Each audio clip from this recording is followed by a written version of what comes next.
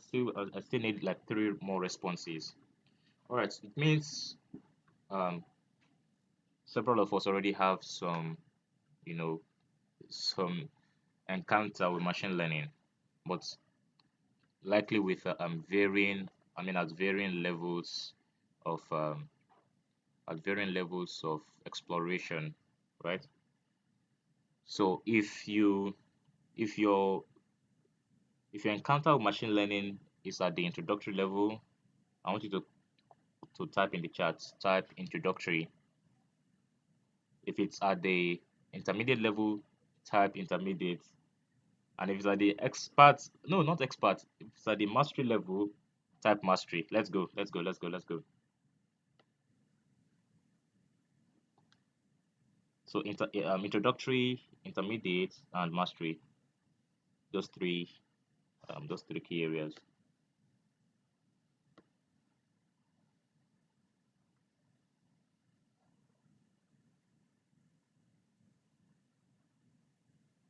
Hmm,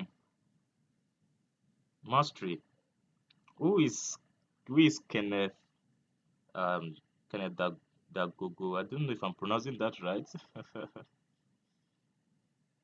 Did I get your name correctly? Which means we have quite some masters in the house, you know. So at least we should be talking about 4 to 5 masters in the house. He said I tried. Can you just unmute your mic and let me know the actual pronunciation?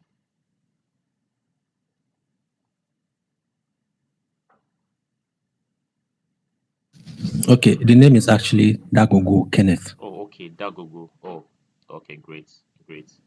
All right. Yes. So he's master in the house. So at any point, if I'm getting wounded, I was okay. Mr. Dagogo, come and give us an aid. All right, that's a good one. Okay, so I just needed to know our background so that I know how to. In any case, my intention is to start from the very foundations. So here's an outline of what we intend to cover in this session. Of course, it's a tall dream, right? So I'll just give us how we're going to go about it, right? Over the next 1.5 hours, I would I would handle these first 2 parts. I would introduce machine learning, and then I would introduce you into pattern recognition and predictive analytics. I might not spend so much time in this second area, just more of the focus on ML introduction, right? Then Chidozie here would handle feature engineering techniques, and then AC Nice will be taking model evaluation, and then Ayo Samuel will be taking supervised learning. So that's pretty much how we're going to have it in this session. So we'll be having some short breaks in between the topics. So expect a deep dive. All right. I'll be getting you grounded in underpinnings. All right. So I will not be doing any coding. I actually intended I was going to do a demo, a machine learning demo, but just thinking about the software to use and all the subscriptions issue around that, I just decided to leave it for now. All right.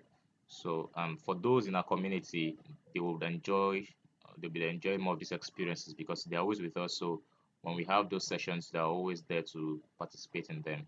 Right. But for this purpose of this webinar, I would get you grounded in underpinnings, right? So that when you're calling sklearn in your Jupyter notebook, you know why you are using a particular algorithm, right? Then from feature engineering techniques downwards, um, we'll be exploring the whole ideas in the um, in the notebook or any favorite idea that you want to use. Okay, so I just got a question that how many hours? If if we tell you hours, you might get the mind will just get discouraged. All right, but here's how it's gonna go. We intend to take roughly 4 hours. Okay, and so that's if you have your 30 minutes break in between. But give and take with all the breaks added, you should be looking at 5 hours. So the purpose of the breaks is to allow you to rest for 30 minutes and come back to the session. All right, and that's pretty much how we are going to have it. We should be rounding up the session by 4 p.m. All right, guys, are you ready? Are we good to go? Yes. Once after my session, for that break of my session, right, we would send out data sets. If we cannot do that by emails, it would then be maybe as soon as I'm done with my session or before the next speaker, when the next speaker comes on board. But just briefly before the start of that session, we'll share the data sets, just the link to the file that will be used, and then you download. Okay, are we good to go? Are we good to go? Let me know in the chat if you're ready. Okay, so this topic, machine learning, uh, I've been doing this machine learning thing for years. And at this point, I think I can say without sounding too without sounding like I'm blowing my trumpet, that I'm already so used to this that it's a part of me. Okay, and so we're going to look at a couple of ideas, actually foundational stuff, and then would increase the complexity as we march forward. So before I get started, I want to make it quite interactive. All right, so what do you understand by machine learning? When you hear the term machine learning, how do you understand it? What do you understand by this prestigious and well-hyped well-hyped specialization? So as a topic, what do you understand by machine learning?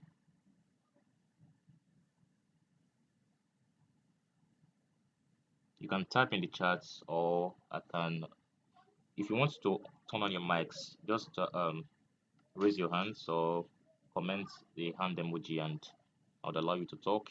And if no one talks, I would just adopt Mr. Samuel's style. I would point to anyone in the meeting and request your response.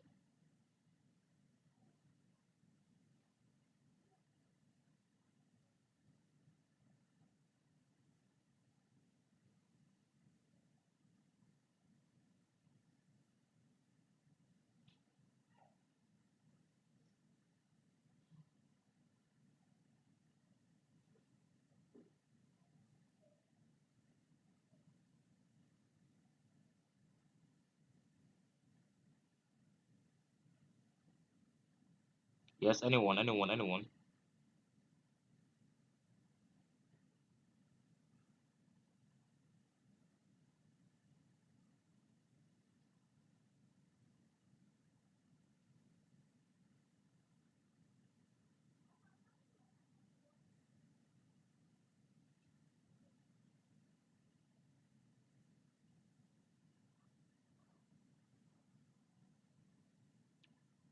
Teaching machines to learn without explicitly programming them. Okay, I think I will just make this quite easy. Oh, I'm sharing just my PowerPoint. Okay.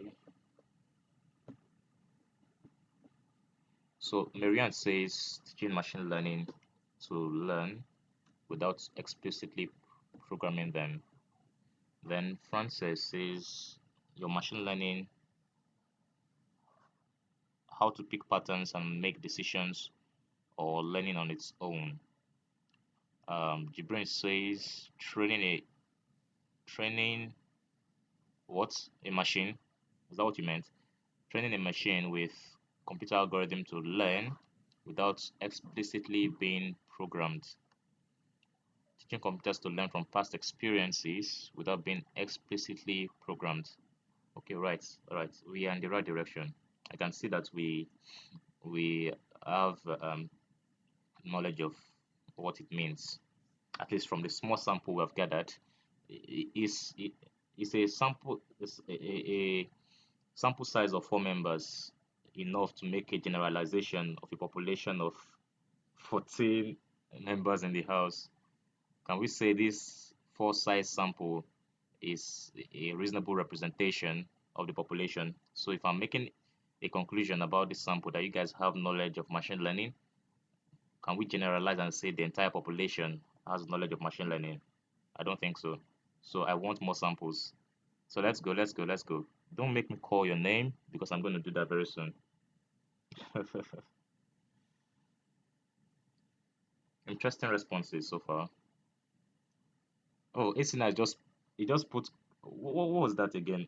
Let me see that emoji. He just put a robot emoji. When pictures are telling 1,000 words. Okay, so let's hear from others. Samuel Emmanuel, what do you think about machine learning?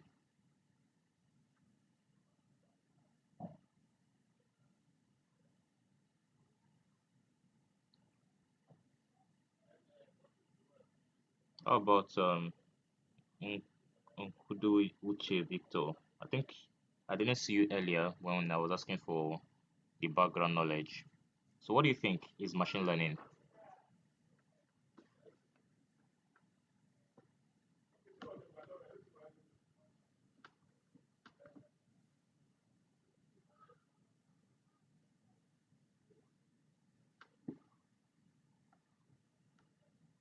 You can type it in the comments, and if you want to turn on your mic, you can type it in the comments, and if you want to turn on your mics, that's fine as well. Okay, someone has either left or joined. Oluwafumi Babalola, very good. Welcome. So I was asking for your ideas about machine learning. So I'd like to know, what do you understand by machine learning? I'd like to know.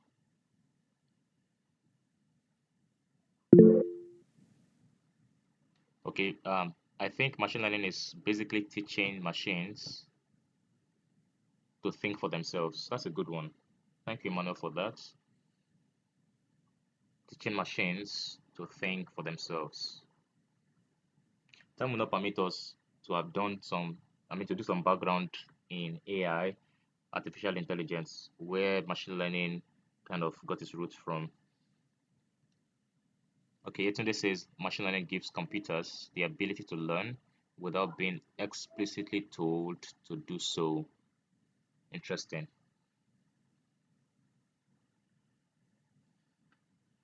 That's interesting.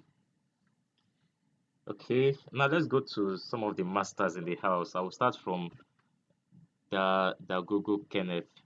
I don't know if I still got it. Um, Josiah, have you spoken? I don't think so.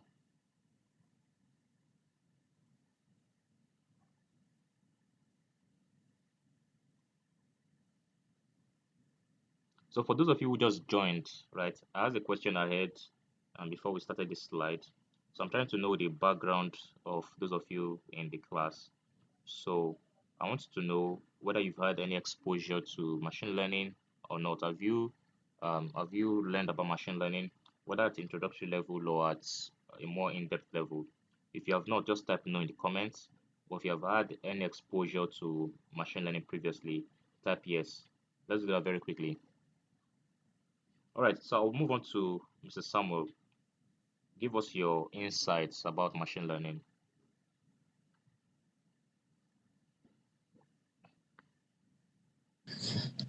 Um, Good morning, everybody.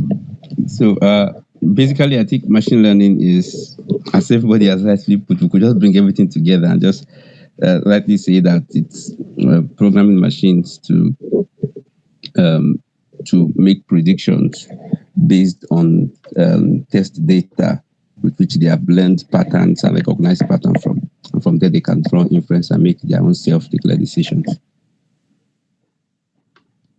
Amazing. Amazing. Thank you for that, Mr. Samuel. All right, Mr. Nice. Yes, it would be good to have your insights on the topic. Hopefully, when we get to Q&A, I'm going to really enjoy having Mr. Nice in the session when we start. When I give room for questions because his questions typically allow me to think. So, okay, I think it's no longer in the meeting. All right. So pretty much everyone who has responded here has Hi, done Zion. amazing. Hi, good morning. Oh, okay. Go ahead, please. Sorry, I couldn't unmute my mic earlier. I have this loud background noise. Oh, So okay. yeah, I think all these suggestions are top notch. I mean, there's nothing much that I would say that has not been said already in the chat room. So I'm just here to learn. I mean, I'm here to learn from you in particular. And thank you so much for all you do. Thanks, guys. Amazing, amazing. All right, machine learning. Before I go to my next slide, which will dive into some prestigious grammars, let me just give you a look at that. We have this long definition, pretty much more than 30 words.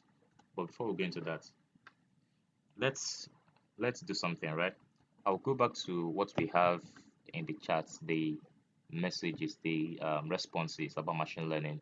So pretty much any any industry definition that needs to be said has been said here.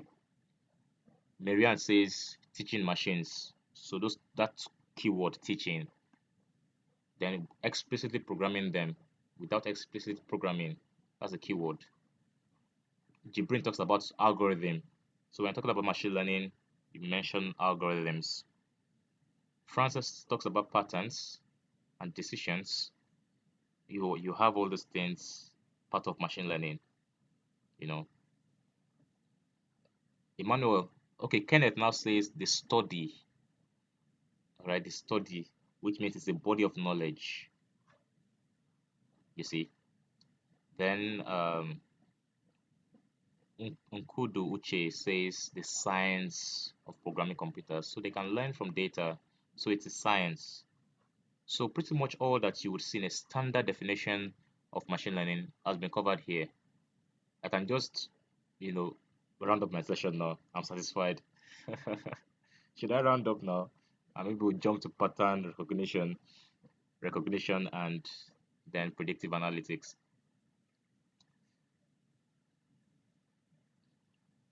Okay, I'll take your silence as no. We should not round up. Okay, Jibrin says no. All right.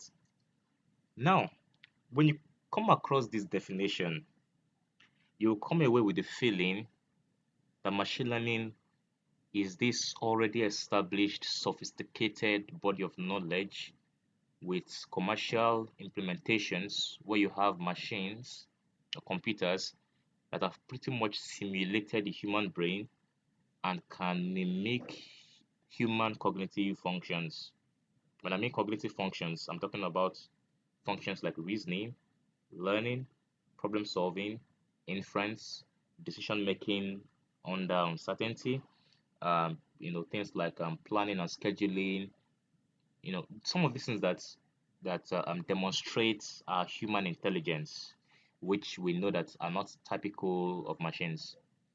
So when we define machine learning and you see this, most people will come into maybe a course on machine learning with this high enthusiasm that, oh, after this what's it called, after this maybe 6 months or 1 year, I'm going to start building robots that are that have been infused with artificial intelligence and can reason about real world data, make sense of that data, and and through their actuators perform certain actions on the real world, right?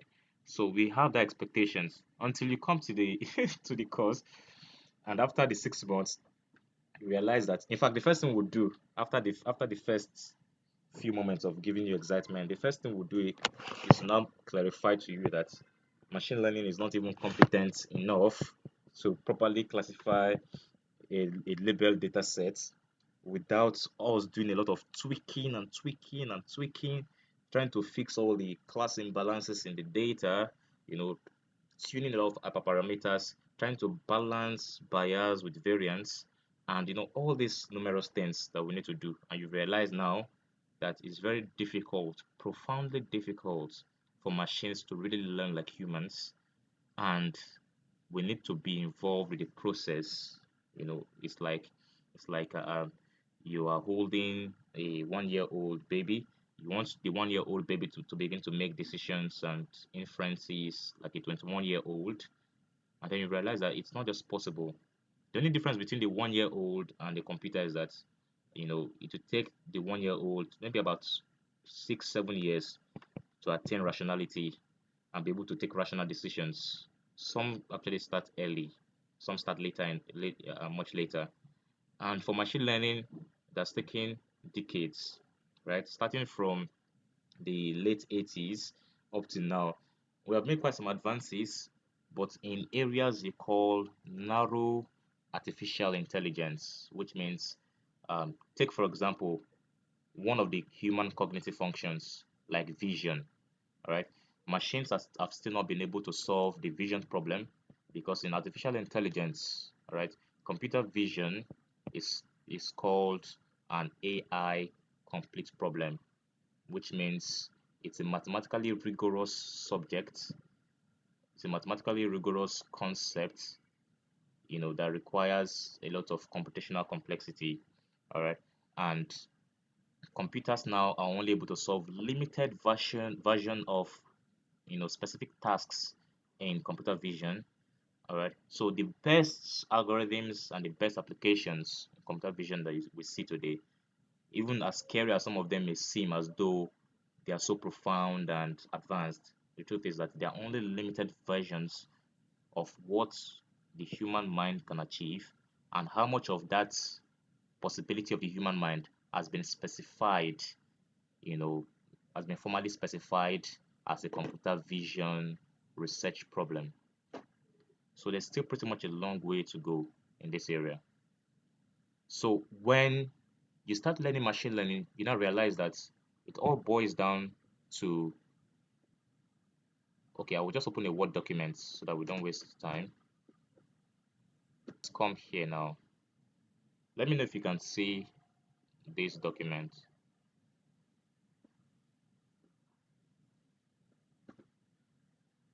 Let me know. Can you see my my Word documents here?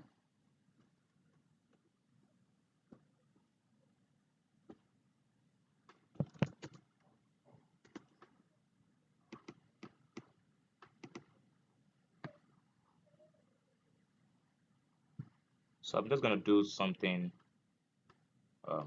very quickly to illustrate to demonstrate what I'm trying to illustrate.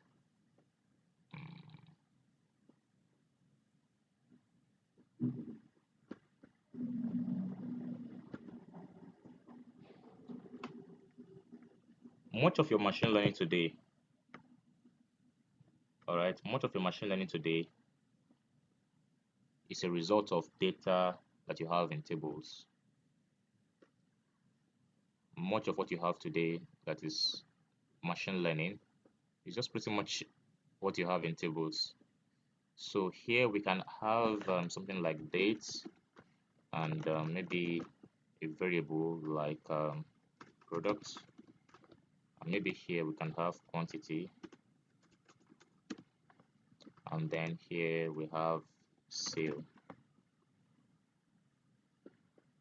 and then you begin to take records. So we gather records for maybe a retail use case. Now we gather the records row by row for each user that buys a product, a unique product with a unique invoice ID, right? We take the record from the date, the product. Of course, there are going to be more columns. It just doesn't have to be 4. So we take in all these records, right? And we begin to do data gathering over a period of time. All right. Then, when we have a robust data set, we take that data and begin to analyze it in 3 ways. We can do descriptive analysis. I don't want to use analytics now because we are talking machine learning here. So I will just use analysis. Descriptive analysis, we just do simple data analysis on the problem just to understand the historical data. What really happened in this data? What can the data tell me about past events, and how can I answer, business questions using this data? So we'll be able to understand the patterns in the data. Then we have the second category, which is this predictive. Now I use the information in this data. Okay, let me just put dates so that let me put data here so that we just see some things here. All right. For products,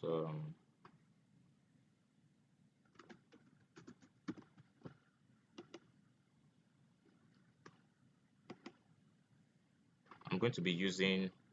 Oh, we don't have that here. So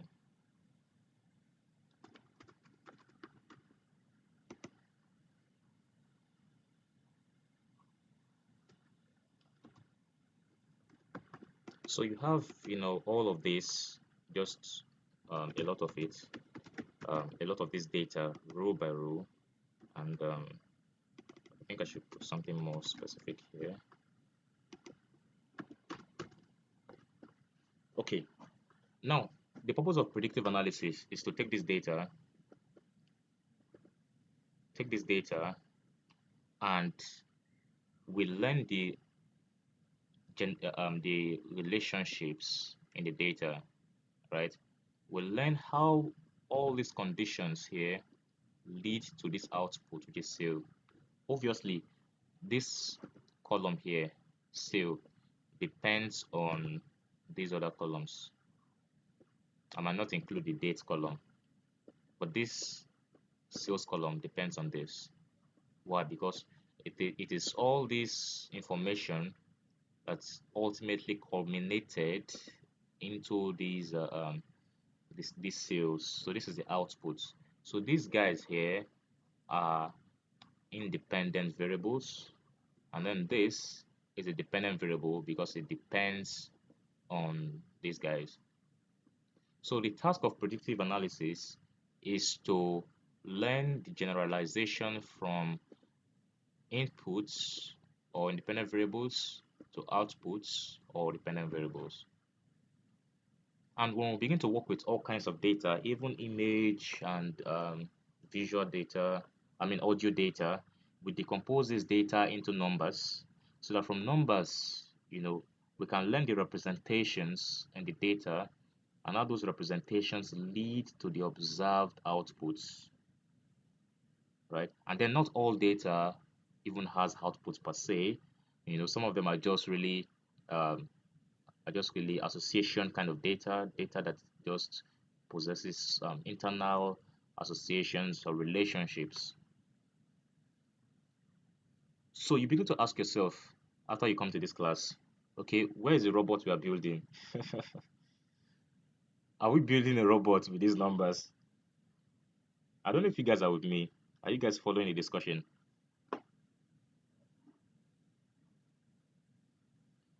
Okay, because I'm suspecting that the way I started putting numbers now, some persons might start getting worried that this one we are already seeing numbers right from the beginning of the class.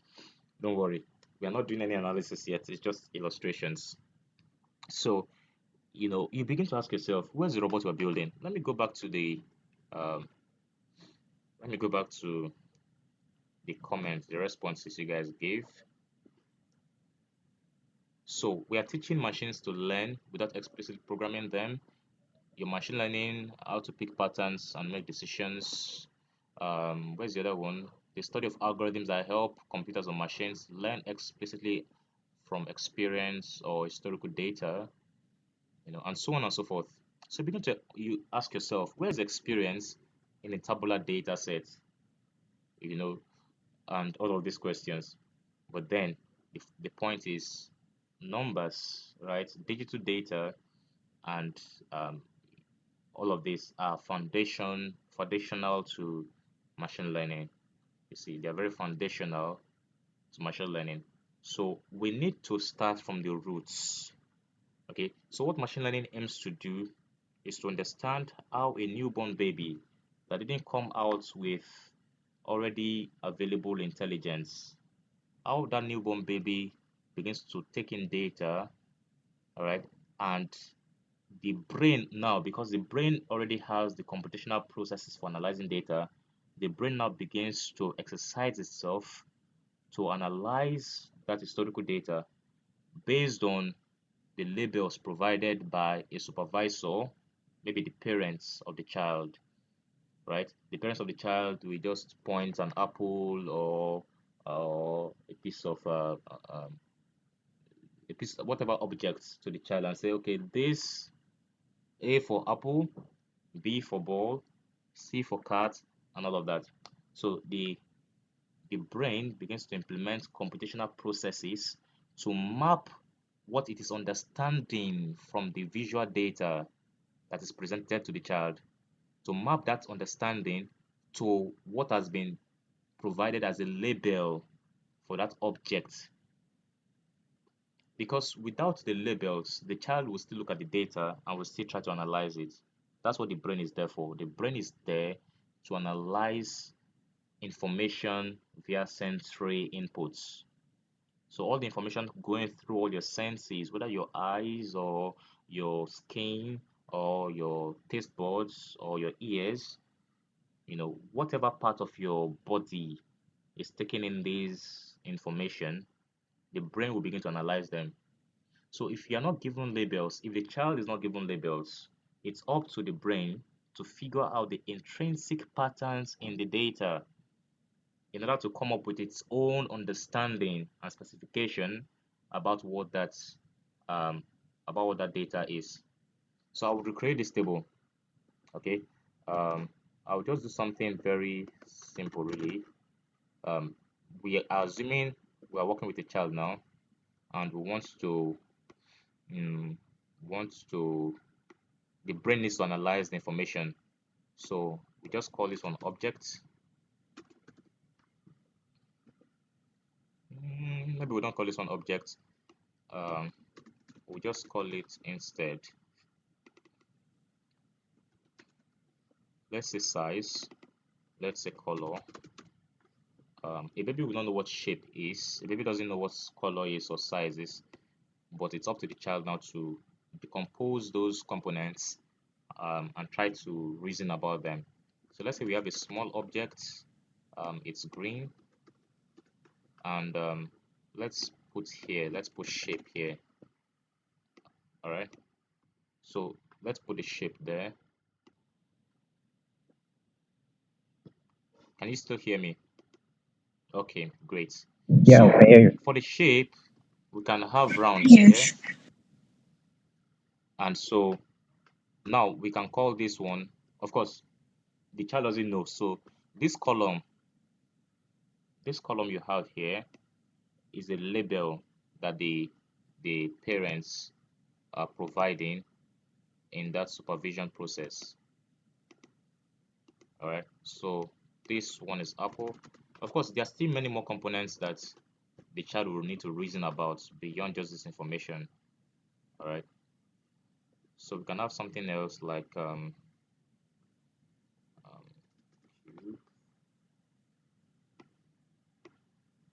What object? What object? You know what? Someone should suggest an object for me because I can't seem to be processing those information now. So give me a suggestion of objects in the charts. Let's go. Objects you typically want to show a child and provide labels to.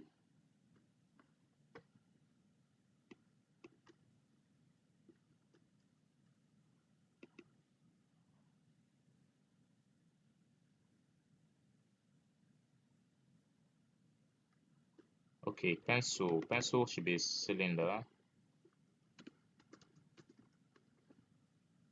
If you look at it from a cross section, it could just be a rectangle. So pencil also small. That's also small. Then maybe color is brown, and then the label pencil, and so on. Now the only thing that is provided to the child is this column here. All right. The brain without this column would have to reason about all these other parts. So if when the child takes in the sensory inputs, right? Because when you're seeing something, if I look at an object in my front ahead of me, so I have my screen now in front of me. All right, it's not my eyes that is seeing the screen or understanding the screen. So it's my brain that is really taking a look. My eyes are only taking sensory inputs. So my eyes are sensors. They take in sensory perceptions from the environment. and then the brain begins to analyze that sensory information that has been taken in through the eyes. And then if any action is to be taken based on that information, the action will be executed not using sensors now, but using actuators. So for example, you look at something, a fly is approaching your eye, your brain quickly analyzes it. So your retina is the what's it called? Is a sensor. Your brain analyzes that sensory inputs and assesses that this is danger. All right. So it sends a signal to the actuator that is known as your eyelids. It sends a signal for the eyelids to close. All right. So this interaction, sensory actuator interaction, enables enables individuals to interact within the environment based on what the brain analyzes and decides as the next course of action. All right. So when you show a child the apple, the child has to understand the representations, analyze the representations. However, it tries to understand it, it does that, and then the brain now begins to map these labels to what it has decomposed and understood about these inputs. So over time, when the child sees apple, it says that is apple. But before you can say that is apple, right, it needs to go a step further. The child will need to go a step further by going from understanding to generation, by going from understanding to creation. So when you show a child apple, before a child starts to speak, the child would begin to understand when it sees an apple, it knows in its mind this is an apple. The way you have told the child apple, the child reads that in its mind. It pretty much like talking to itself. The only challenge now is being able to say it out. Most times when you see some children and it looks like they're not really talking so fast and you think they don't know stuff, they actually know. The challenge now is translating that knowledge, into um, into demonstrable action, into evidence, right? That's the challenge. So it first understands when it sees an apple, it understands it's an apple, and then the brain now begins to develop the ability of the child to generate sounds. Now, not just based on this visual information, but based on the audio information when the parents were presenting the apple to the child and saying, this is apple. So many things were happening side by side. When you presented an apple to a child and say apple, it takes in visual information. But not just that, it takes in audio information, decomposes that audio, does all the Fourier transformations. You see all those Fourier transforms you learned in math back then. All those things are very much active and alive in the human brain. It implements the Fourier transform, decomposes the sound into bytes and bits, you know. And now, what the child is trying to do now in order to generate sound is to reverse engineer the process from bits and bytes now to a full composition in natural spoken language that can be understood by people around. Does it make sense? Am I communicating?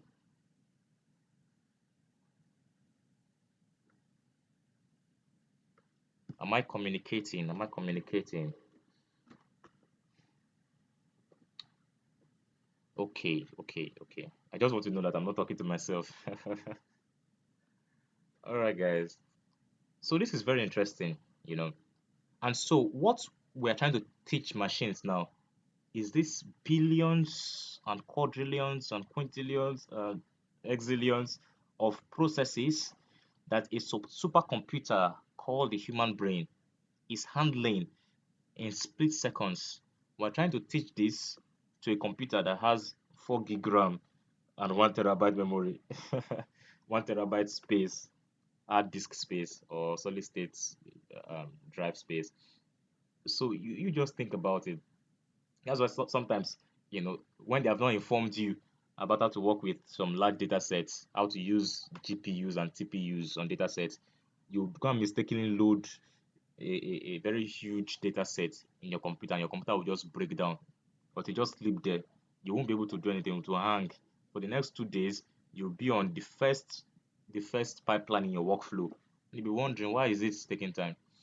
You know, you are trying to we're trying to bring up a computer that was created with the limitation of the human mind, not because the human mind is limited, but because the the outward consciousness, right? The consciousness about how things work in the brain, right, is limited. Okay, so because we are not able to translate all the informal and subjective activity that the brain is able to take in, we're not able to translate all those things into a formally presented theory and language, like writing that, okay, if the child takes in this visual information, then this, then this, then this, if this, then this, while this, then this. Of course, it's a lot more than just if then statements. There's a whole lot more that happens. So, given that you're not able to translate how your brain does those things into a formal body of knowledge, right, then we are limited in our ability to replicate that in systems. So scientists gave up on this mission a long time because that was what they were trying to do earlier on, to hard code machines to think like humans. So the approach now is, let's not try to build machines that think like humans. Let's not try to instead see how we can mimic mimic human cognitive functions, which means we're not trying to exactly replicate the functions, but we're trying to build a system that does as if it replicates the functions. It does as if it replicates reasoning. It does as if it is rational. It does as if it can make decisions under uncertainty, and it gives reasonable results that, as we continue to improve and improve and improve those results more and more, we get to a point where it's possible for us not to be able to distinguish between a human doing the job and a computer doing the job. That's the goal, that's the mission. But for us to get to that goal and mission, we have to break it up and start from the very foundations. We have to understand intelligence. Even if we can't understand it fully, we have to be able to, you know, get as much as we can to build a mathematical framework. When we talk about mathematical framework, it looks like, why mathematical framework? We have created a tabular data set here, but for computers to analyze this data, the computer needs to decompose all this information into numerical values, from numerical values into binary digits, you know, and then reassemble that and analyze and then come up with inferences about the information, you see. Whether or not that's exactly how the human brain does it is what I guess we'll be finding out in the future. That's if it is possible, you know. But let's see how the whole thing goes. Okay, so that's just, something very interesting, something very interesting about machine learning. So when you now see a topic like this, you realize that it's not as it's not yet as sophisticated as it sounds, even though a lot is happening, right? A lot of innovations are rising, but it still helps you to understand how far we've come and yet how much farther we still need to go. So the scientific study of algorithms and mathematical models that allow computer systems learn from experience. So the first thing, scientific study, which means it is based on a systematic framework of the scientific method. We don't just, machine learning is not an art, even though at some point you would need to use some art of maybe feature engineering and all that to aid the process, right? But it's a scientific study, which means it is built on the foundations of logic, on the foundations of the scientific process. Then it allows computer systems to learn. So the second component is learn. So the question, what does it mean to learn? To learn is to understand things going on in the environment, understand experience. So when we say to learn from experience, it means to learn from data coming from the environment. All right. When people say, I have experience, I have experience, I have experience. In computer science language, we tell you that experience is data. So you're telling me you have experience, it means you have skill at knowledge. So you have gained knowledge in something and you have built skill in that knowledge. All right. So when we allow computers to learn from experience, it means we are allowing computers to learn from knowledge in order for them to build that knowledge themselves. And when they've done that, we know that this machine is learning if it is able to carry out specific tasks without having to be explicitly programmed to do so. If it's able to carry out those tasks by simply relying on the patterns, we know it is learning. Let me go back to this, which means we know that this model has learned from this data if we would just take off this column here and present an object to it and allow it to give us what the label is. We say, okay, this guy has learned from data, has learned from experience. Now the question is, how well has it learned from experience? We begin to analyze. We begin to analyze how well it has predicted that outcome. So in order for it to make those predictions, it looks at the input data you are providing now, and it begins to go into the fundamental and intrinsic structure of the data to fish out the patterns that have led to the observations, the external observations that are visible and that are on the surface. So behind these observations, round, small, green, what are the representations that have led to this? You know, what makes something round? What are the mathematical properties of roundness? What are the visual properties of the color green? What does it mean that something is small? Okay, so it analyzes all the hidden and internal underpinnings of each of these values in these features, and then reassembles them together and makes a prediction. And then we begin to score the model on how well it has predicted. You know, how well, because we can't just suddenly start relying on its predictions. We then score it. When we are done scoring, we now realize that this model is 80% good, which means if it analyzes input data 10 times, it's going to likely get the correct answers 8 times out of 10 times. So we say it's 80% good. Then we know that a machine is learning if over time its performance on this task has improved drastically. So if its performance continues to improve as it learns from experience, if its performance at performing this experience continues to improve, we say it is learning. So it's not just enough that the machine just learns at once and then just generates predictions based on just that prior that thing it has learned.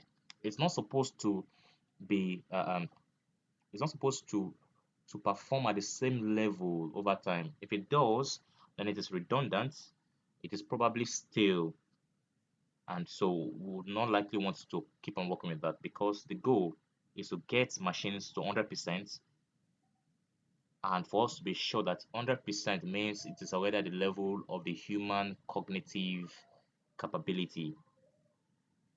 Does it make sense? Hmm. This one that everyone is quiet like this.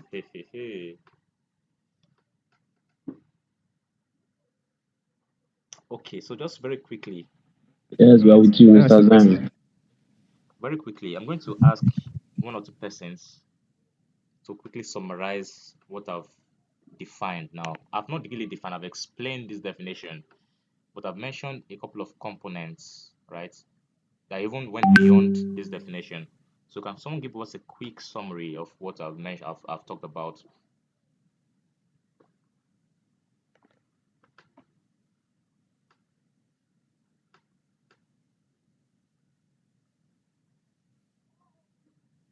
Very quickly, you can just unmute your mic and let's do this very fast. Okay, Jibrin is trying to talk. Sorry, I have a question. Okay, go ahead, please. Okay, my question is this: when you say the machine, like maybe after you've the machine you've like given the machine, or let me say the machine have learned the patterns of the input data and is Okay. able to make some prediction or inferences from the given data. Okay, now when I made mention of the machine, I mean that is not enough to improve. Now that improvement, I don't really understand how does the machine improve on its performance, because if it does, how can we measure it? That is my question. I like the way Jibrin thinks. From my encounter with him in class yesterday evening, I saw that this guy thinks well.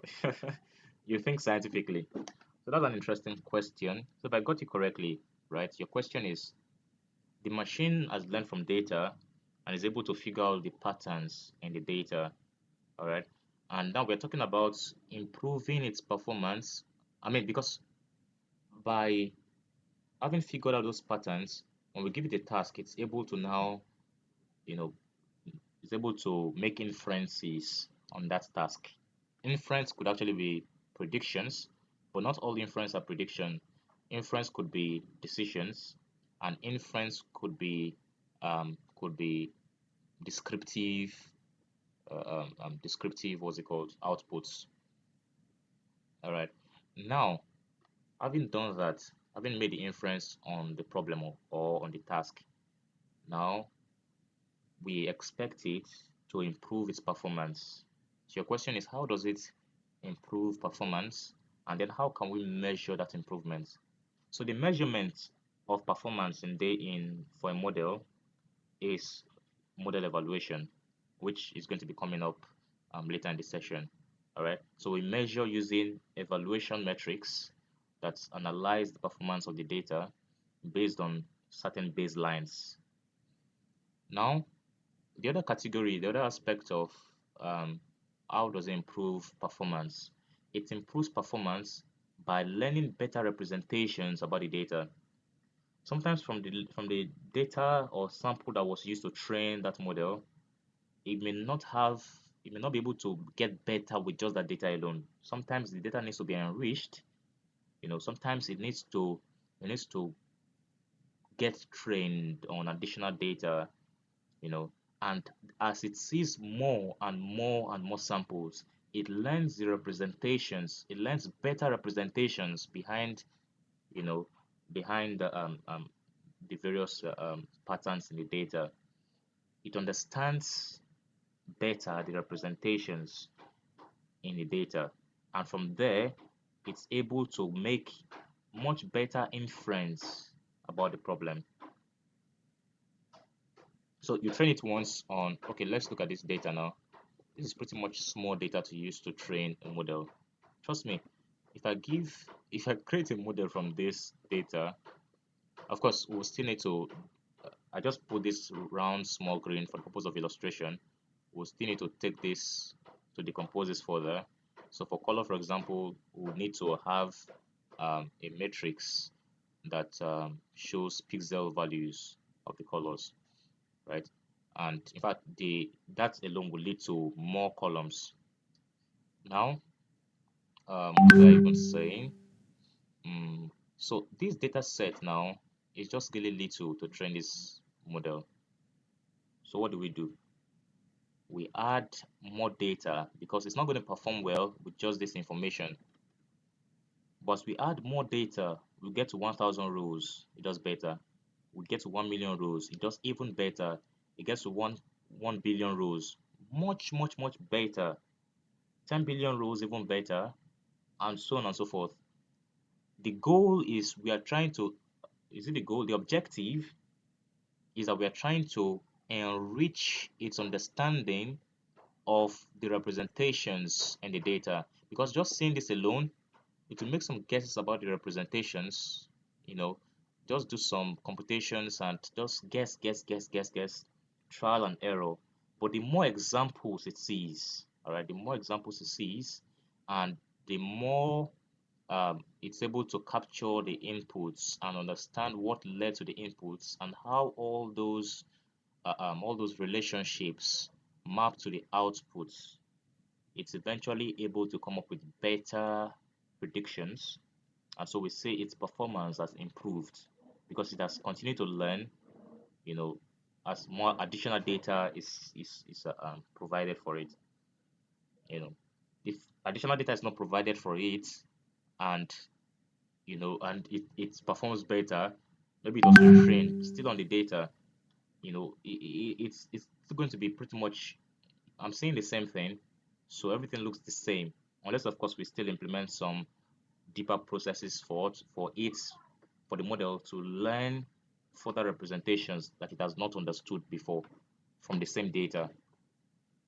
Does it make sense? Yes, sir. It makes sense. Like I've really understood the performance aspect by Okay. addition of more data. It makes sense. But now, if you look at the evaluation, like sorry for asking questions. Yeah. I don't.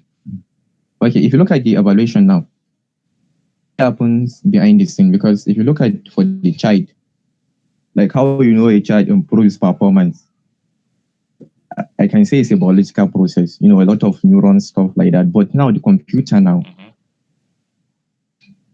like mathematically, is this something behind mathematically that is happening behind the scene? You know,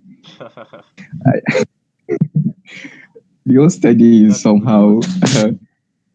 confusing. I didn't want to jump the gun. I was actually going to get there. I was going to get there because the thing is, even when you begin to run codes, do you know you might do a complete machine learning project without writing a single mathematics, without writing a single mathematics or saying mathematics. And if you're not careful, if you don't understand machine learning and you started with such a project, you might come away with the feeling that it's as simple as that. But there's a lot of math behind the process. An algorithm, I'll still get to the idea of algorithm. We're still talking about models. And people confuse it too anyway. I would differentiate that. So an algorithm is just pretty much a mathematical procedure. So how did the child, right? How did the child go from inputs to outputs? How did you understand from the inputs to the outputs? And then when you give it new inputs, it's able to predict outputs, right? How does this really make sense that the model now will see this information and say apple or pencil, right? It all boils down to the underlying underpinning of what a model really is. All right, that's really pretty much what it boils down to. The relationships are pretty much just mathematical models. Let me use this one that is even a um, let me use one that's a what's it called, more of numerical data. So I'm going to add a column here. All right.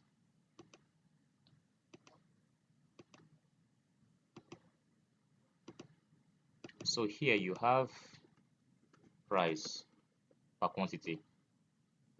So just to make it easy, I'll just put maybe I'll put 10 here, and then this is going to be 1000.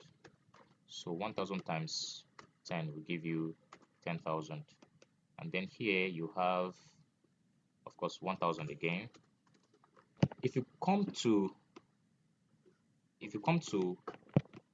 this rule number one, all right, let's ignore peanuts, for example, because we're training a model, we'll use the numerical portion of the data unless we can convert these categorical columns. We call columns with what's it called? Columns with qualitative information. We call them categorical variables. Qualitative information, which means they tell us exactly the object we are really dealing with, right? But when we are talking about quantitative columns, we call them numerical variables. So categorical variables, numerical variables. Then numerical could be discrete or continuous. So this guy here is discrete because we can't have 10.5 peanuts. We can only have them in discrete quantities. Of course, some discrete could still be decimal. Some discrete could still be decimal. In a few cases, you can just have like maybe 0.5, 1, 1.5, 2, but it's just going to be a finite set of numbers. All right, so the range of numbers you're going to have in a discrete variable is going to be a finite set of countable numbers. Then the price column would be called continuous data, continuous variable, which means you can take in values within any interval, any continuous interval on the real number system, which means between 0 and 1, you can take in infinite values. So even if all the numbers we have are between 0 and 1, there's an uncountable number of numbers between 0 and 1. So we'll just work with this continuous data. And once we go from here to sales. So how do we arrive at these predictions? These things have already happened. They are historic. So they have happened. But how can we use this information to now make generalizations about new input? Like how can we use it to predict and say, okay, in the near future, if I have 20 products and the price is like this, of course, this is quite simple. This is too simple. We should have like another column of something else, because if you say 20 products with so price, the answer is just straightforward. You already know what the answer is going to be, right? So that's pretty straightforward. But the idea behind what I'm trying to say is, the idea behind this is, we'll look at the representation here. How did these inputs lead to 10,000? We'll write an equation, all right? The equation would look something like, if we call this x1 and we call this x2, all right, then it means we have just simply multiplied x1 by x2 to get the sales. Of course, I'm not really satisfied with this kind of data set, but it's just the tentative stuff I'm trying to use to experiment. So a model could look something like this. Let me just write an equation here. So your model could be something like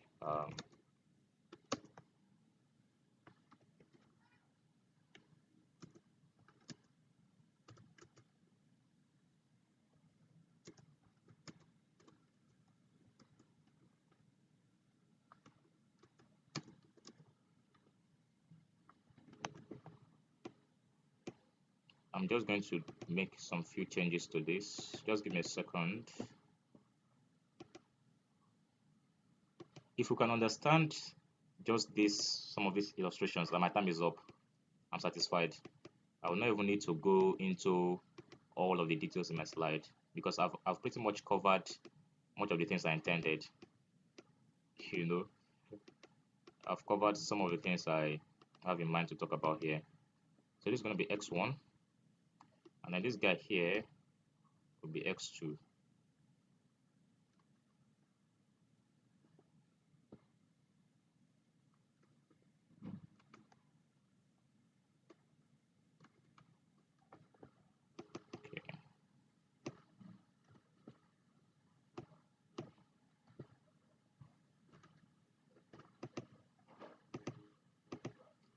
So just something like this.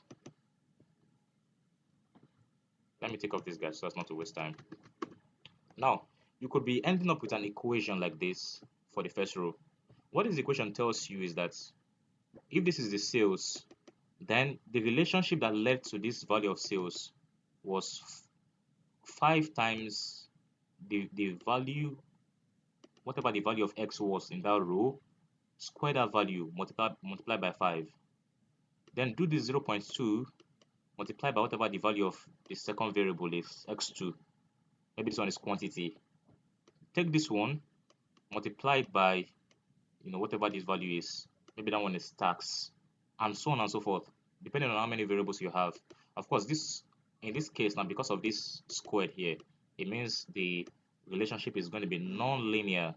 So in machine learning, we can have linear models.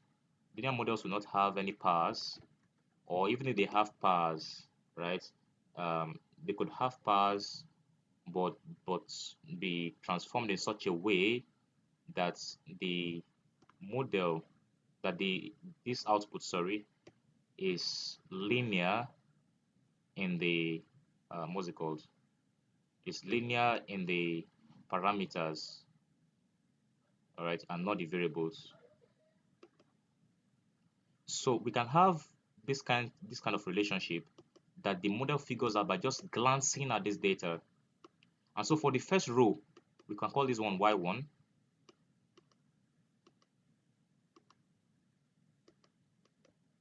For the first row. So the equation is like this. That led to the, if you notice, for y2 now, let's say in this case now, the game changes. We just have 5 quantities, and then we have 1,000 here, and then we are coming up with 5,000. Maybe to make this a little bit machine learning like, let's say we have 15,000 now here, and then we have 7,000. All right, which tells you that it's not only these guys that have led to the sale here, so there are other components. All right, so in the data we should have other columns that should give rise to stuff like this. So that tells you that from what we have here, only 10 quantities and this same price giving rise to this, then 5 quantities and this same price should give rise to something like 7,500, which is half of this, but we're having 7,000. So there are other hidden things that need to be fished out. Eventually you're going to come up with an equation like this. So we do this row by row, row by row. We have all these individual equations for each row that tell you how the input data went from this input to this final output. You're going to have all those equations. Now the goal of the machine learning algorithm is to run an optimization function for all these equations and compute a general equation. Compute a general equation that will just look like something like y equals to um, beta x1 plus plus let's just say x2, something like this.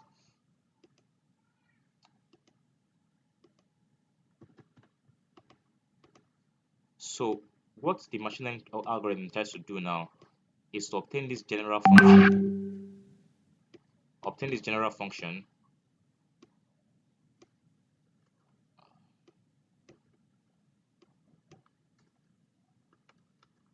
Typing equations can be laborious, but it's also fun. Anyways, so it eventually comes up with something like this.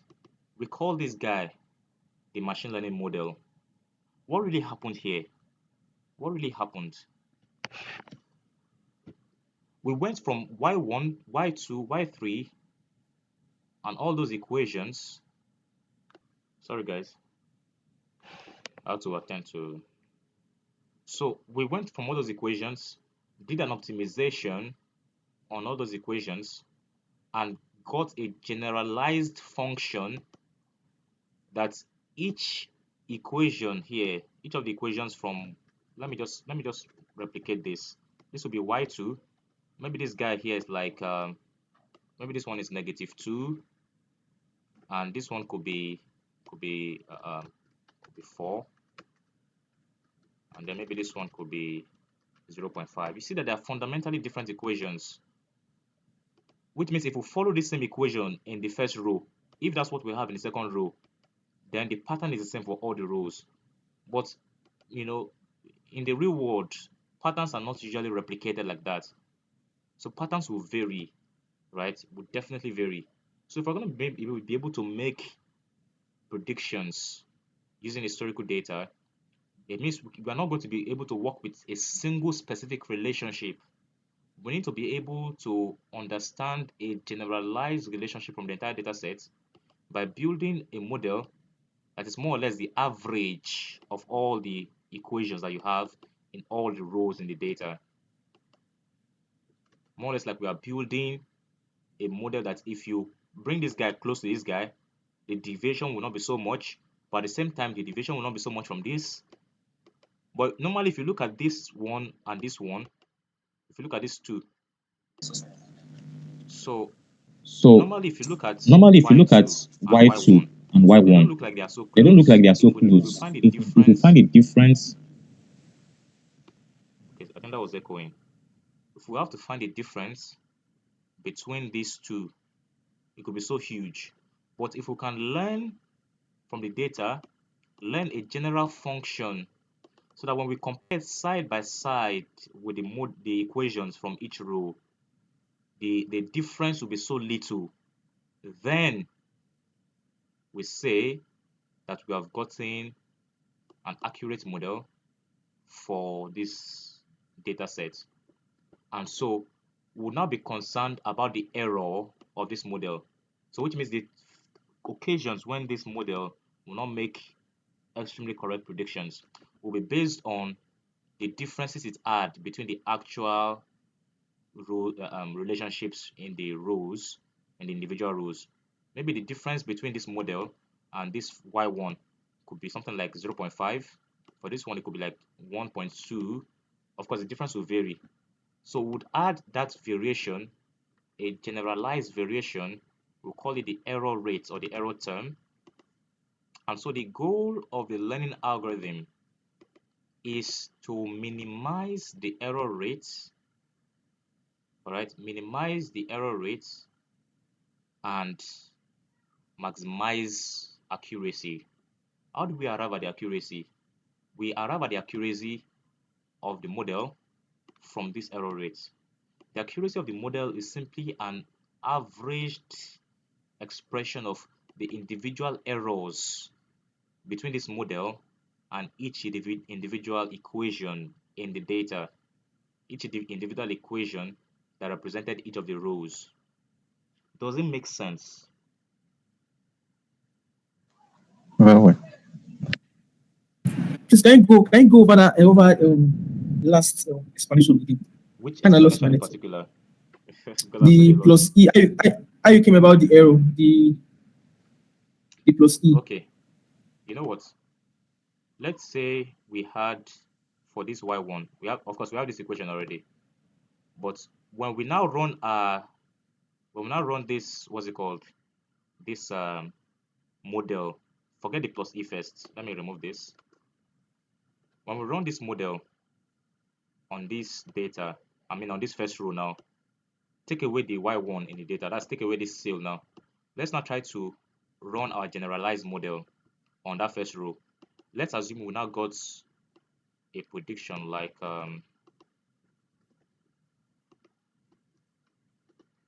let's say we got something like, after running that equation, we got something like plus 2.5. That's, we run this model now on the x1 variable and x2 variable. The goal of the machine learning algorithm is to figure out what this beta is. All right. So we could also have, maybe we could have beta 1 here, beta 2 in front of x as the coefficients. So we could have more than that, more than this beta. So the goal, let me add it. I'll just add this beta expression.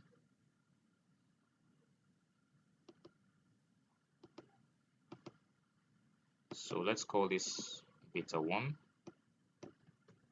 and let's call this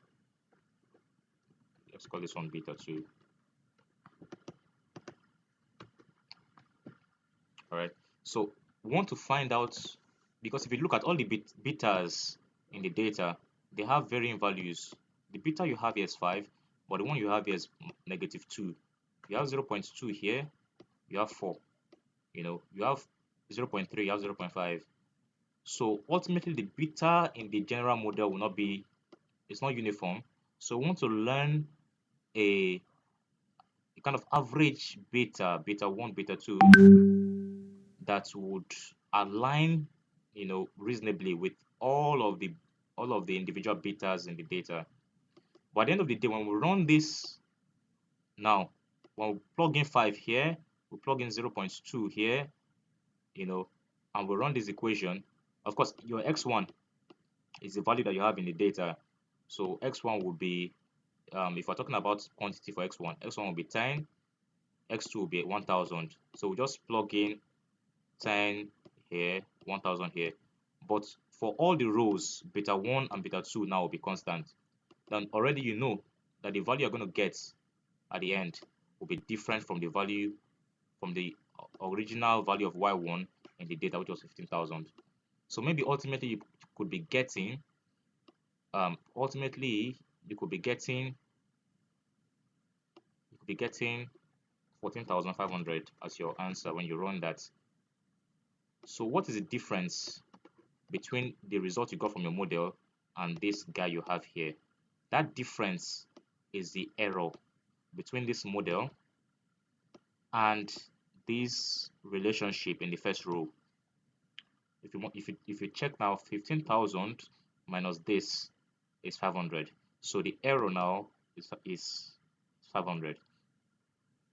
Should I say minus 500? Right? So that's pretty much what. So at the end of the day, we need to be able to find a general error rate. We call that E. So the goal is to minimize the error rates of the model and maximize accuracy. And then we build the error. We build the accuracy from this error rate. And so the accuracy gives us what's it called? Gives us a general expression that captures the individual errors that were recorded in each of the rows, each of the relationships when compared to the general model. So for that reason, the metrics for accuracies, the mathematical models or the mathematical function by which you calculate accuracy is typically called the loss function. The loss function, which means how much was lost by having a general model, how much information now has been lost. In this case now we have lost 500, right? So we want to check that for all the rows, and if we check the accuracy and the accuracy is as much as 80%, 85, 90%, then we know that okay, this is very reasonable. We can work with this. Does it make sense?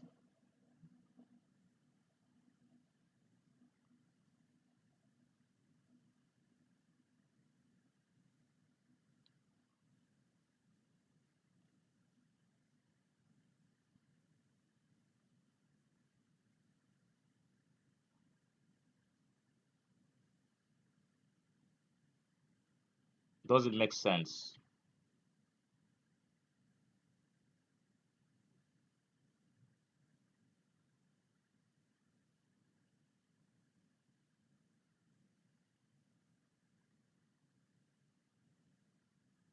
Okay, great. Zion, to me it makes sense. Okay, great. So we have done a lot of things I was reserving for later. All right, everyone. So let's proceed. Oh yeah, I'm seeing this. Question: loss or cost function. Pretty much the same thing. All right, still pretty much the same thing. Your loss function is your cost function. So how much is lost, or how much does it cost us by using a model now? That is by using this equation that we have adopted. How much does it cost us? Remember, a cost is negative. A cost means you have lost something. So it's just it's just what's it called? Um, Different just semantics, different words that mean the same thing. All right. So I've said a lot now. Now, the algorithm versus the model, what's the difference? Because people will say machine learning algorithm when they mean machine learning model, or machine learning model when they mean machine learning algorithm. But they are two different things. So your algorithm, the process, all the mathematical process that we used to arrive at these individual relationships for each row. And when we are done with getting the individual relationships, right, getting individual equations for each row. We now run optimization for all the equations to figure out this general function, right? All that process of, implementing mathematical operations on all the rows in the data in order to learn a general function, that is representative of the sample. That process is the learning algorithm, which means the learning procedure. So an algorithm is a process, an algorithm is a procedure, an algorithm is a step-by-step approach for inferring the function. It is the algorithm that learns from the data. A model does not learn from data. All right? A model does not learn from data. It is the algorithm that learns from data. Now that the algorithm has learned from data, the equation that is the output of that learning process is known as the machine learning model. Your machine learning model is a mathematical equation. Your computer vision model is a mathematical model. Your optimization model is a mathematical model, and so on and so forth. So next time you want to use any of the terms, choose your words carefully. If you are not in an interview, typically if I'm interviewing people, right, I would want to, of course, I always understand that, these things are, because of the population of terminologies, these things are not always easy to just, uh, um, they're not something that you can just know straightforward and straight away. It takes time to get used to them. So some of them are just really about getting used to them. But typically, I want to know how well, the person understands the usage of certain terms. All right. I would want to ask a few questions like, okay, what is model and algorithm? Are they the same? So if you understand the difference, that they are different, it shows me that you understand, how you actually arrive at a model. So you actually understand that some processes were run on the data and the representations in the data were figured out, and all the, what's it called, all the relationships within the data were figured out. And eventually, some other processes were implemented based on those representations to arrive at a general function that can generalize on on new inputs, that can make reasonable generalizations on new inputs.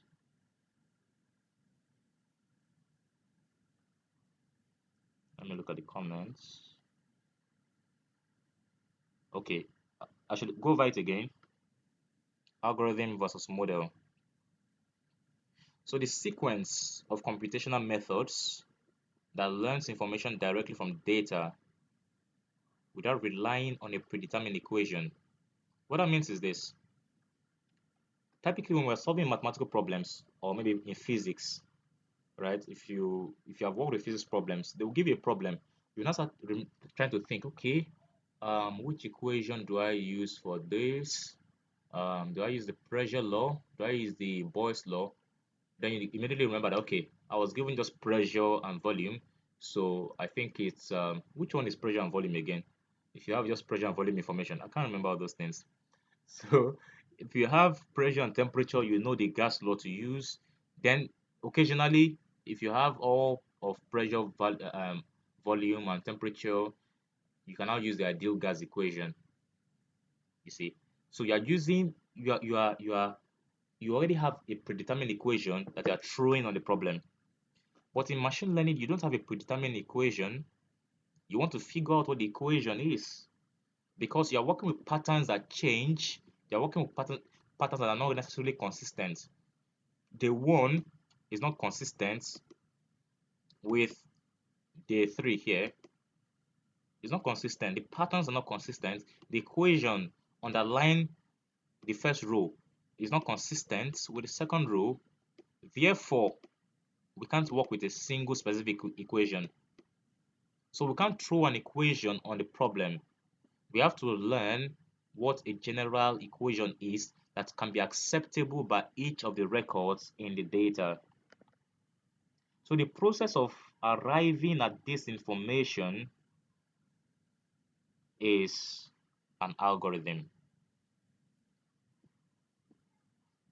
Then the model that is the result of this process is the equation as a result of this process is the machine learning model. So the model doesn't learn from data. No, no, no, no. It is the algorithm that learns from data. So before you start, your model is just an empty equation like this. As long as B1 and B2 and E are not known, it's just an empty equation. It's an unlearned model. If I should use that term.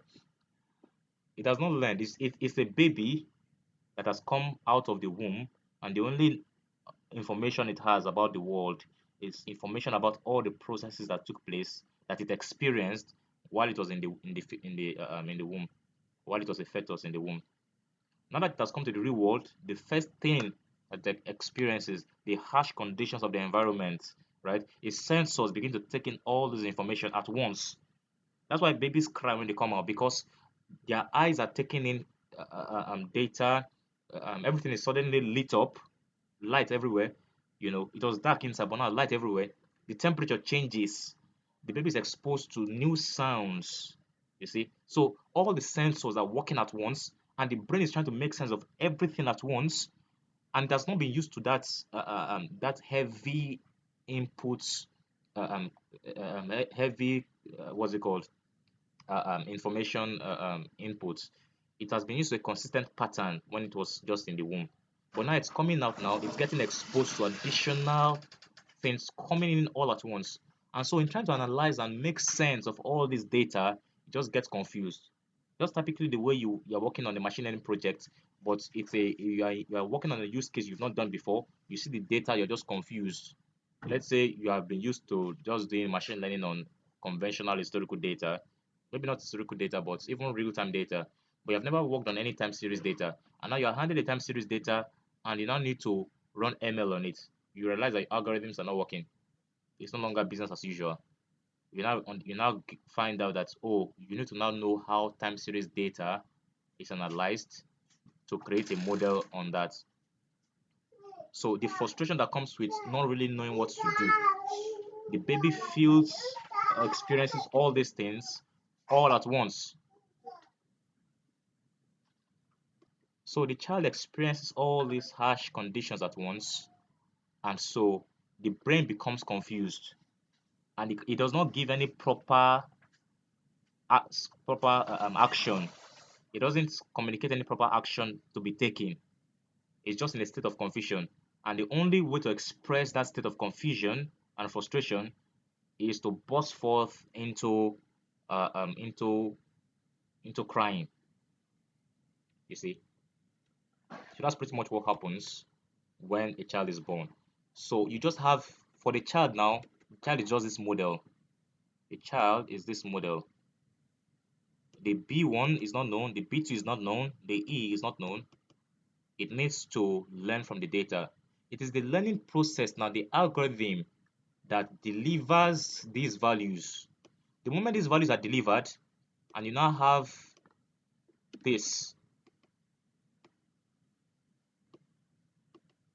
maybe here something like minus 500. The moment you have an equation like this, right, then it's a model. As long as the moment your these parameters have been filled, then the model has learned from the data. I mean, the you have a model. The algorithm has learned from the data. You now have a model that is actually a machine learning model that can be used on the real world to solve problems based on real world data. That's the key difference. Does it make sense now? What is time series data? Basically, your time series data is data about periodic events, time-based events. Could be per day, it could be per hour, it could be per, but just basically time-based events. And so when you're analyzing those data, you need to be able to understand the fluctuations between those time intervals. That's why when you see time series visualizations, you always see, the way they just you see the waves, fluctuations that show that okay, this is these things are happening. They are not really happening according to a specific pattern, but they're fluctuating.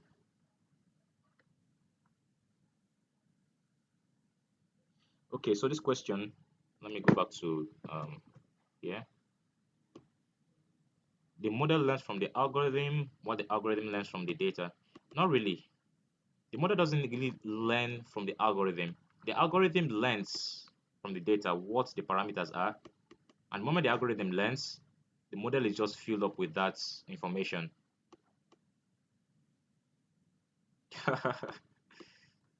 Don't worry, you would have you would be seeing more of me. So that's the difference between an algorithm and the model. Time is fast spent. Okay, let's see. Um, I would round up. I'll round up by. I'll complete this slide by 1:30, so that we'll just now take a break and go to the next session. So you begin to ask yourself, machine learning and automation, are they not the same? All right, because if you think about automation,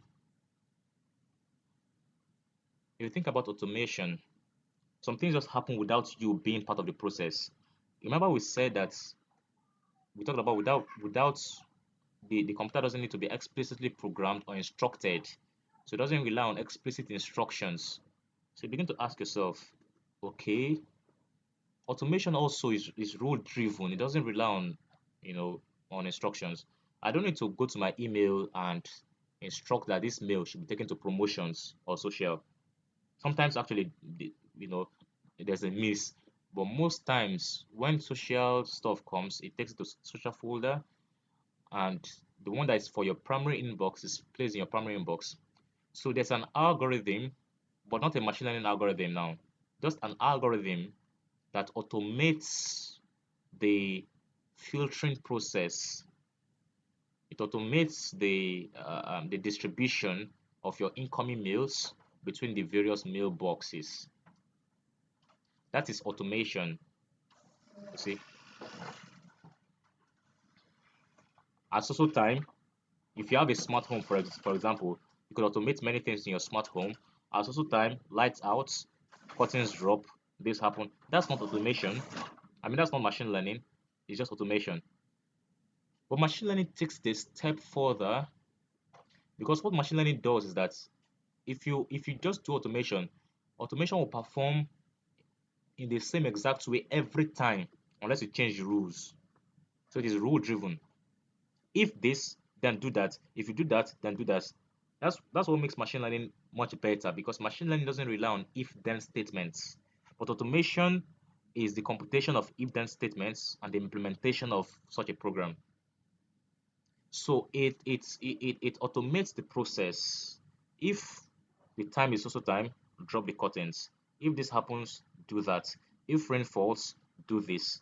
If this, do that. So you would expect, it's very predictable. You would expect the same pattern every time, as long as it's not working on a problem that is evolving. It's working on the same specific task you have programmed it for. So it has been explicitly programmed, but you don't have to explicitly instruct it every time to carry out those tasks.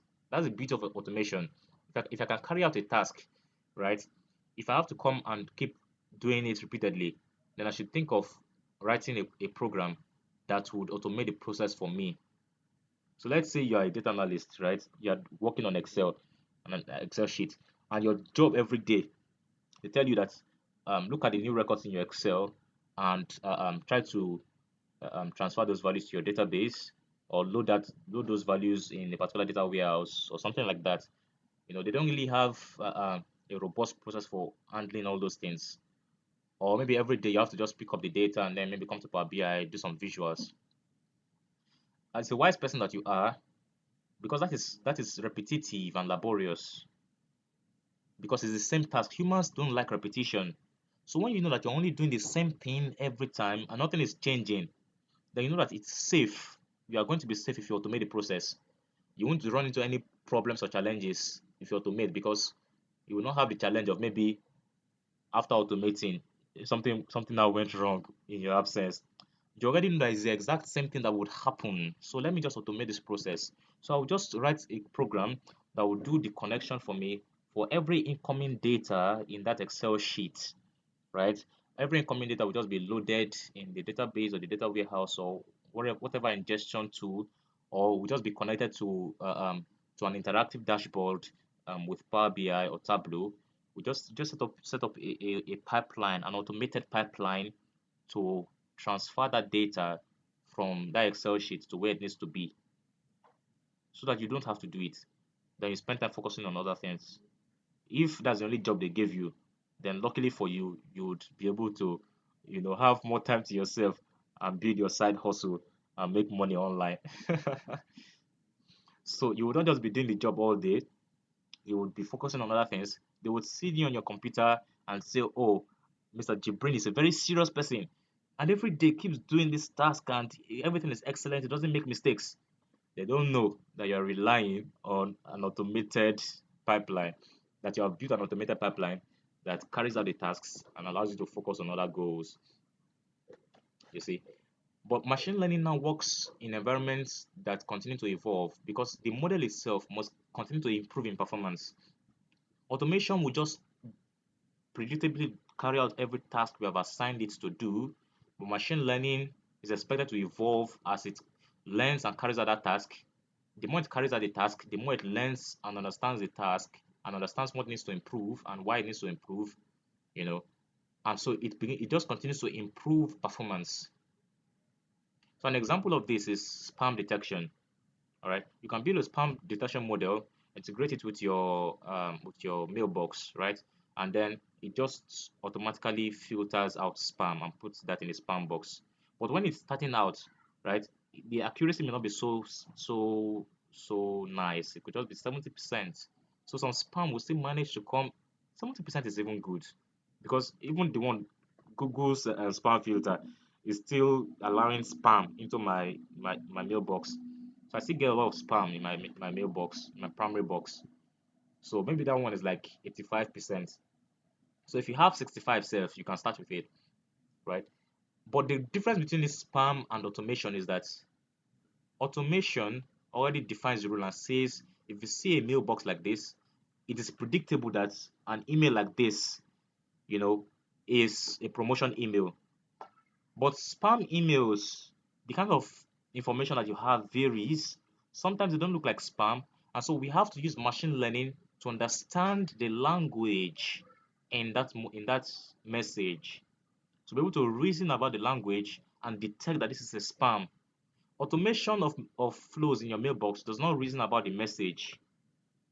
It doesn't do any reason. It doesn't really reason about the message. It just tries to check where the email is coming from. If it's coming from a server that promotion emails are sent to, or where promotions are going to, it already sees that, it analyzes all the connections and all the software engineering stuff that software engineers deal with, and just assigns the email to where it belongs to. But spam, anyone can send spam, and so the email, the automation program in the mailbox will not likely be able to just detect. In fact, it cannot detect. It can't possibly detect that this is a spam. We need a model that understands natural language and can see certain patterns in the data that tell you that this one is spam. Why? Because it has been trained on spam data. Actually, it has been trained on just general emails, and then we have created labels and say spam, no spam. So spam is maybe your 0, no spam is 1. Anyhow, you set the labels when you are actually creating the data, because you want to convert those categories to numbers. So 0 and 1 will be your classes. So we have trained on that data. So now that it sees a 0, which is a spam, it says no. I know this pattern in this data. So it matches the pattern to the label and says this is a spam, and so it directs it out of your primary mailbox and just leaves it in the spam folder where it could be forgotten. But occasionally you see that sometimes it makes mistakes. You see that you go to your spam folder and you find relevant messages that you have been waiting for. That's your offer letter from the company you did an interview 2 weeks ago, and you were so happy because you were so sure that you did so well on the interview. Now they sent you an offer letter, and you were opening your email every second of the day, but you're not getting a what's it called, a a response. Eventually, you decide to send them a message and say, okay, at least give me a decision on my application, even if I didn't, even if I didn't pass the interview, or there were some limitations in my application, or you found another candidate, give me a response and then give me feedback about where I can improve. Then they tell you that we have been waiting for you to accept our offer. We sent you an email 3 days back. Then you now realize, oh my God, you go to your spam folder, your junk folder, and then you see that the email was just there waiting for you. So now the algorithm has the model has wrongly classified that as spam, right? So it has wrongly classified that as spam. So negatively classifying a positive.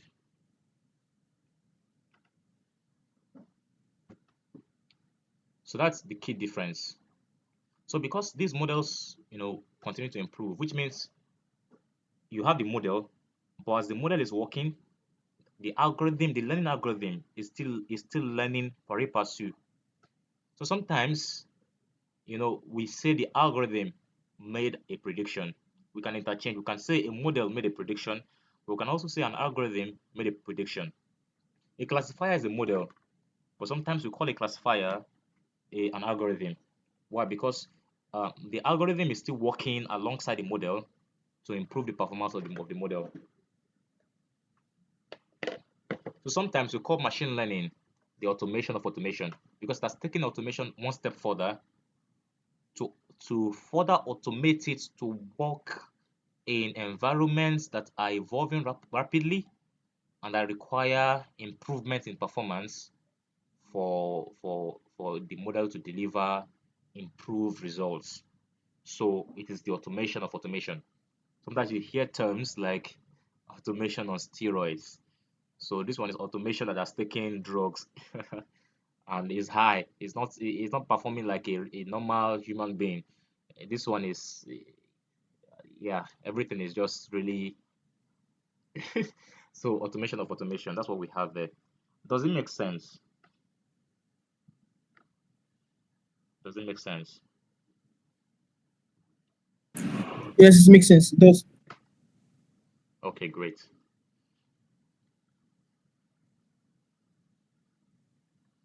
So you could totally start a machine learning class and we just jump to notebook. I always tell people, uh, um, calling importing what's it called from scikit-learn, importing linear regression, importing random forest. Those are the easy parts. The hard part is in justifying, why you need to use a particular algorithm and to be able to explain the model. So the hard part is interpretable machine learning, right? How do you interpret machine learning when you don't even understand machine learning? So sometimes I work with people that have done machine learning for years, and I'll be discussing some intricate things with them, and it's like they are learning afresh. Of course, there's no end to the learning because I tell you that I listen to some people or go deeper into some of these topics and find new things that I never considered. So when do you use ML? Because you can't just use ML machine learning for every kind of problem. So number one, when you're working with situations where writing down a single specific rule or equation is not going to be possible. For example, what is the equation of human vision? That's not possible. How could you write out an equation of human vision? You just go and have to ask God. You just need to have to ask God. Because how could you figure it out? There's no logical process for you to translate the operation, such subjective information, in writing. We can't formally describe such subjective process. Anything that you do, you know the hard part for machines, right? Machines excel, machines excel at tasks that humans find hard to do, but easy to describe. Humans find tasks that are hard to do, but easy to describe. What is the cube root of 2000? I'm not sure, except you are a mathematical genius, you know. It's very likely you'll be able to produce that answer if you're a mathematical genius. Otherwise, it will take some time for us to compute it. What's the cube root of 2000? You see, but we can describe it. We know the mathematical procedure for arriving at the cube root of a number. But this is something that the human mind cannot just suddenly do just like that, consciously, unless it has learned how to do that over time. So these tasks that are very difficult for humans to do, but easy for humans to describe, are where computers excel at. Then repetitive tasks that are elaborate for humans to do are where computers excel at. I'm talking about computers without intelligence. But where machines begin to struggle are tasks that are easy for humans to do, but hard to describe. Subjective tasks, tasks that are intricately based on some internal cognitive functions of the human mind. But we know it works. We know how it works. I mean, we know when it works, but we don't really know exactly how it works, right? For example, when you blink your eye, when something is approaching your eye, it's subjective. You didn't think, you didn't really have to think consciously about, okay, let me blink now. You just blink. In fact, sometimes you cannot tell exactly how many times you blink. You just find yourself blinking, you see. And this is automatic, this is subjective, but try to describe it formally. Try to create a formal procedure for how you reasoned or how you send signals to that part of your body to take that action. And the action you took, all the components involved with that action, try to describe them. That's the problem. And so, because we cannot describe them, we can't possibly write a specific rule and equation. Because the moment you can describe a process and find the mathematical underpinning for that entire description, an equation is going to be out. It doesn't matter how long it will be, we'll eventually have an equation for that. So in tasks that we find easy to do but hard to describe, we can't possibly do this. So in such tasks, computers struggle. And this is where you now have to aid a machine with AI capabilities, machine learning capabilities. Then when you are in environments where the rule keeps changing, this is an example of where the rule keeps changing. In the first row, we had this rule, this equation. In the second row, the rule changed. Still the same data, the same, what's it called? The same case study, the same problem, but the rules change record by records. And in this kind of case, we need to build a model now that can adapt to the changes. So whenever the rules of a task are constantly changing, it's time to apply machine learning. Then when you find yourself, or you find uh, you find the problem to be within environments where the nature of the data keeps changing, and so the program needs to adapt, just like in the case of the rules. Now you have data that is changing, right? The program needs to adapt to those changes also. You already know that you cannot build an hard-coded program. If you know the rules of the and equations of the task, you can build a program for that, which means you are hard coding the process. If the rules of the task are specific, you just hard code the process. If the data is constant and consistent, you hard code the process. But because these three things do not always happen in the real world, if we're going to be able to simulate this real world, then if we're going to be able to simulate this real world process, then we'll need something that can adapt to the real world. We'll not need to go back to the foundation of human learning and how humans adapt to experience in order to understand those experiences and to replicate them. Machine learning applications. I have 8 minutes to go. Machine learning applications. We have pattern recognition, we have predictive analytics, and we have natural language processing. So pattern recognition is just fishing out the patterns in data, trying to understand the trends, the patterns. It could be hidden patterns, it could be observed patterns, right? But we just try to understand it. Then predictive analytics, takes it a step further, analyze the data to predict future outcomes. The natural language processing, we try to understand and generate human language. So NLP stands for natural language processing. This is where we take things a step further to uh, um, to to reason about human spoken language, to understand user intent. What does this person really mean? A computer will look at text and not understand the emotions behind the text, will not understand the tone behind the text, will not understand the reasoning behind the text, the intention, right? So it's not possible for a classical computer, for a normal computer, to be able to reason about human language. So a machine learning algorithm will need to, will need to be enabled for this task to be able to understand the intent in spoken words, and then the second category is now to be able to generate spoken language.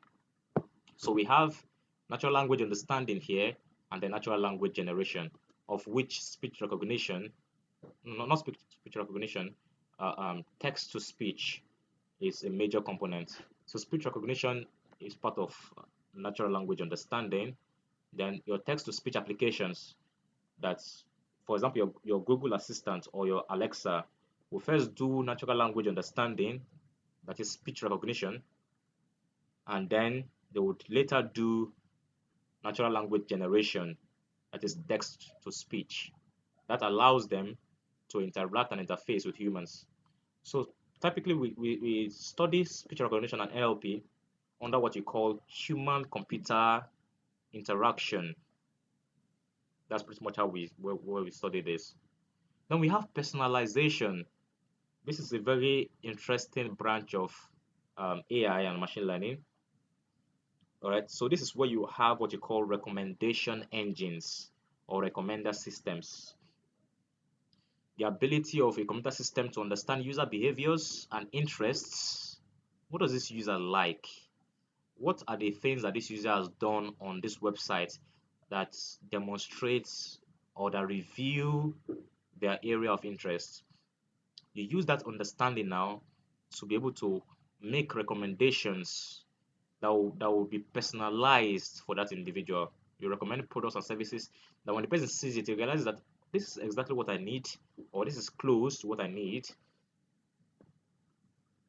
So that's pretty much the area of personalization, and this is one of the most, oh my god, this is one of the richest commercial areas or commercial implementations of machine learning right now. All right, why? Because we leave a trail of data everywhere online. So websites are just encroaching on your data for free. At your expense, you are wasting your data, but you're not getting value from that, from your navigations on the internet. And these guys are just taking in your data and selling that data to third party. The data is analyzed, and then before you know it, you begin to see recommendations from a different site elsewhere. You look at a product on on Facebook, right? You come to YouTube, you see a recommendation for that. You typed in something in Google search, right? You go to Facebook, you see recommendations. Start searching for a particular technique. Maybe not technique, because maybe let's talk about fashion, for example. If you do a lot of searching about fashion on your Google Chrome, eventually you come to Instagram and you begin to see a lot of fashion ads on Instagram. That's the area of personalization. This is where machine learning is being monetized the best. Then we have spam detection, which I've explained earlier, just being able to detect spam in data.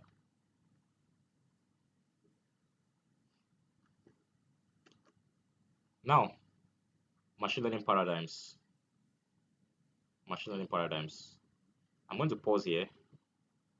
Just give me a second.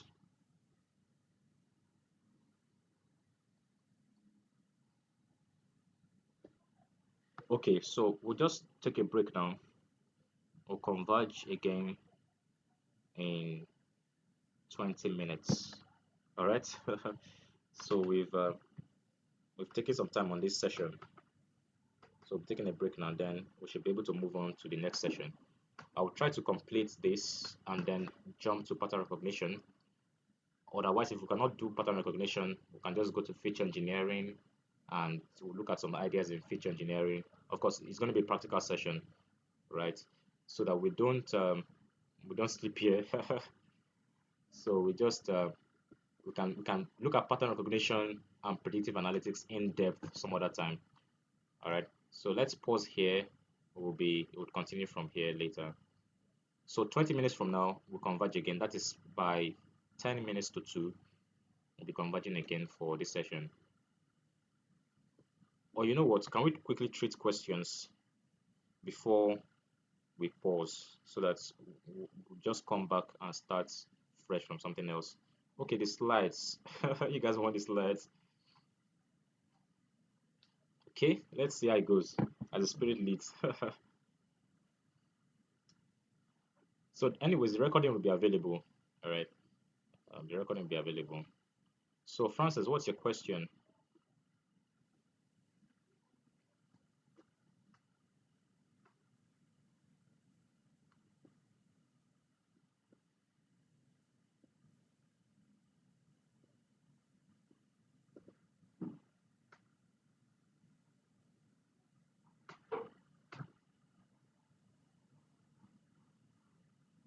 Oh, okay, I thought you said you have a question.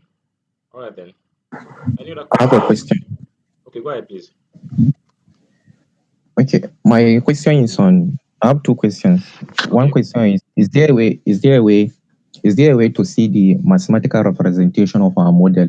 Let's say, for instance, now we're able to create a classifier model. Is there a way for us to now see? Okay, we now look at to get a feel of the mathematics behind the model. You know, like X is supposed to something like that. Definitely. That's the first question.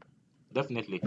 So um, typically when before you even create, remember what I said earlier. Okay, let me share my screen. Let me just share this again. Remember what I said earlier that before you train the model, before the algorithm is complete, you just have a model with empty parameters. Can you remember this guy? Yeah, I do. Okay. So before you start your process, you just look at the problem. The problem tells you, you know, that this is the kind of model you want to build. So you just have ahead of the time a model like this, an empty model. You would actually be starting with such a model. And there's already a myriad of different models you can choose from. And there are better ones coming up that can deal with, problems much better. So, Okay, yes, I know. Yes, I know there will be an empty model, okay, but like I thought this interaction is just between the computer and then the algorithm you are putting yeah. ML. Okay, but how do we see it physically?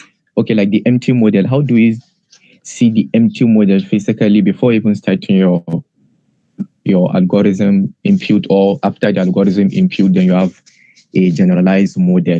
This is my question. I understand there is an empty model. Yes, there's an empty model which your ML learns from the small equations is generating from the data set given. So typically, you're starting your algorithm by initializing the empty model. So you are the one specifying the particular model that you want to use. You get? Do you want to use a classification model? Which classification model? I mean, do you want to build a classification model? Which classification model do you want to build? I want to build logistic regression. There's a model for that. I want to build naive Bayes. There's a model for that. I want to build k nearest neighbor. There's, the equation for that. All right. The only difference between that equation and what you'll be having as the outcome of the model is the additional, value information that is now added, that which of course results from the learning process of the algorithm.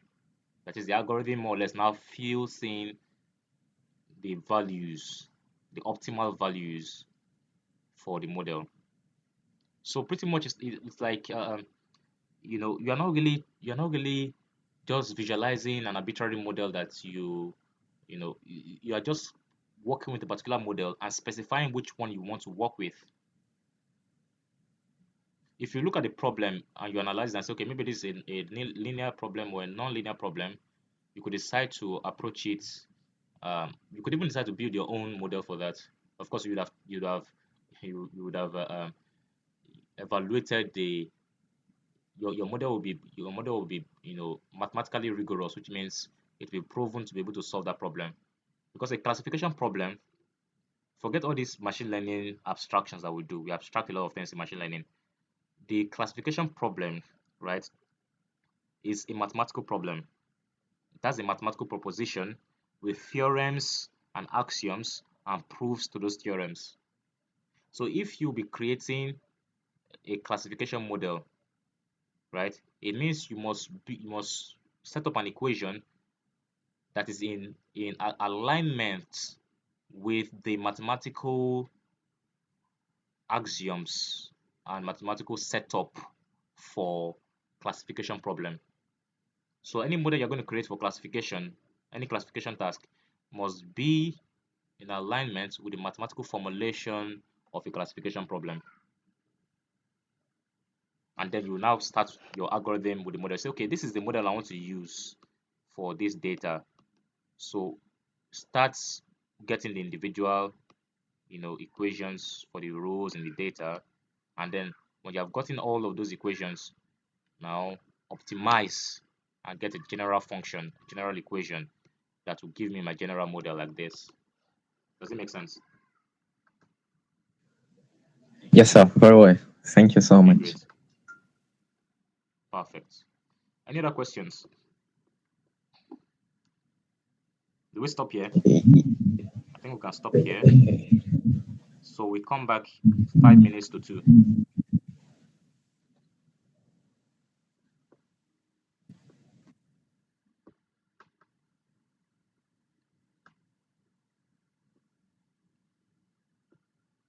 All right.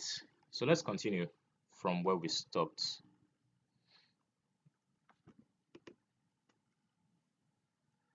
So we already looked at a couple of ideas. Before I come to machine learning paradigms, I have to bring this slide before the paradigms. So let's talk about this, right? We've seen some applications. Um, application areas: speech recognition, personalization, spam detection, pattern recognition, predictive analytics, natural language processing. Actually, there are a lot more. I just had to streamline it to these 6. There's computer vision, machine perception, there's ranking, there's reasoning under uncertainty, and in a lot of areas. Now, let's look at this. All right. In this chart I have here, I've tried to align machine learning with analytics. All right. So there are pretty much 4 domains in analytics. Although much of what is known as analytics today is typically the first part, the first domain, descriptive analytics. So people just call your descriptive analytics, they just call it analytics. So the moment you begin to do predictive and prescriptive, they say it's data science. It's very funny. In any case, data science spans all of these analytics areas, right? Why does data science cover all 3? Because in all 3 areas, we have a systematic approach for dealing with the problems, a systematic approach with strong underpinnings in the scientific methodology. All right. Of course, in descriptive analytics, there's a lot of art and iterations, right? But that doesn't still make it not to be part of the science of data science. And so, descriptive analytics is what you typically call or refer to as data analysis. So, whenever you hear the term data analytics, all these four: descriptive, diagnostic, predictive, and prescriptive. Although typically I like to have diagnostic still within descriptive because the aim is still data understanding. The aim of descriptive analytics is to understand data. The aim of diagnostic analytics is to understand why historical events happen based on data. So pretty much I still try to understand the data. Predictive takes understanding to the next level to use the understanding to generate predictions about future outcomes. Then prescriptive takes it to the highest level to make inferences that generates the decisions to take. So all these earlier three, they guide decision making, they guide decisions. So I can use data understanding as a guide to make a decision, but I'm not told what to do. I can use predictive analytics about the future to know, okay, I think this is the direction we should take, but we are not told exactly what to take. We only use that as a guide. But prescriptive is that one area that outputs the exact optimal direction to take, the optimal decision to make. Why? Because it tries to optimize all the decision options that are available and possible. No, not possible, plausible, that are available and plausible, and then after analyzing them, tells you the best or the worst. All right. So these four areas, or should I say three, if we have to place diagnostic under descriptive, they make up or they constitute your data analytics. All right. And this first one is typically your data analysis. So data analysis is a subset of data analytics. When we apply these analytics domains in business setting, we just call it business analytics. It's different from business analysis because business analysis is just the general analysis of, you know, business processes, how to create competitive values in your business and a lot of stuff like that. But in business analytics, it is data-driven methodology to aid business performance. All right. Now, how does machine learning fit into these three core areas, or as in this diagram here, four areas of data analytics? All right. The first, okay, I think at this point, it will only be reasonable for me to come to this after I've treated the paradigms of machine learning. So I think we'd have to just go back to the previous arrangement.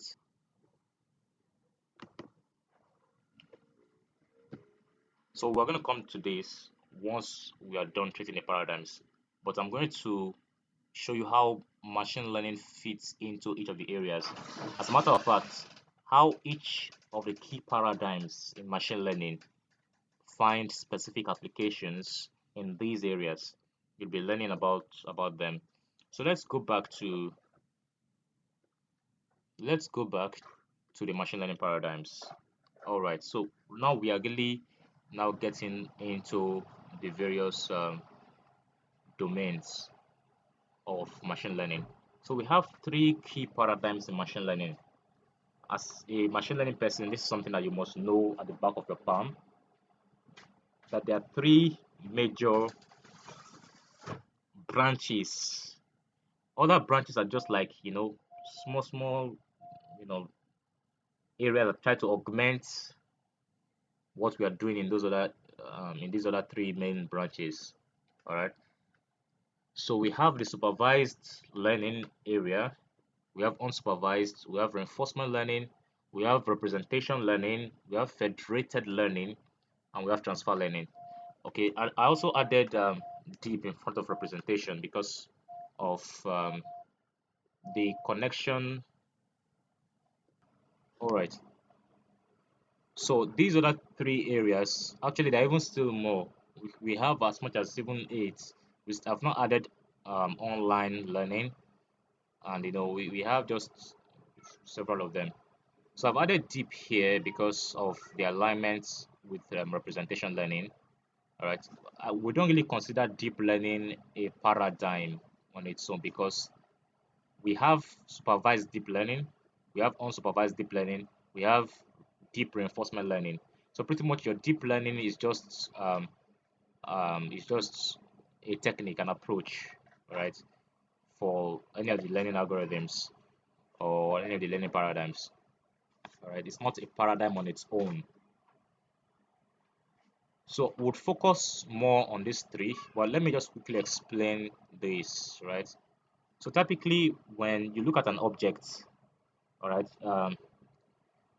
when we're analyzing visual data, we have to consider the representations that make up that visual data. So these objects, let's say a ball, all right, we know it's spherical. What other information do we know about it? It has edges. We begin to look at things like the color, the shape, and other things, and then we try to break this up into additional features. All right, and then when we are breaking it up, we start from the objects. I put this diagram here. It's typically a neural network which we use to figure out or to learn the representations in data. So we'll start from the data, from the objects themselves. Then we'll begin to go into hidden layers to find out the hidden components of those data. So what representation learning aims to achieve is to learn the underlying representations that are locked within this hidden layer, which have given rise to these observed data. When we now figure out all those things, we now begin to work our way back to how they all lead up to the outputs that we have, to the labels. So because of the numerous connections and interconnections in this process, when you see something like this is just an algorithm created from a neural network perspective. It's a neural network algorithm, right? So it's just pretty much a process. Okay, it doesn't mean this what a deep learning model looks like, but it's just a process. So when we talk about deep learning because we look at all the connections and all the layers, hidden internal layers that they form, how many layers they are, and how deep those layers can become. For example, this is just one layer, right? You just have this hidden one layer and then the outer layer, all right? You can have 3-layer networks, you can have 4-layer networks, you can have 5-layer networks. The more the network layers you have, the deeper the neural network. So because of those deep internal connections um, within the networks, we call this deep neural networks. And so the process of learning the representations in deep neural networks is called deep learning because they're just deep layers in the network, you see. So representation learning tries to understand the representations behind the features in the data.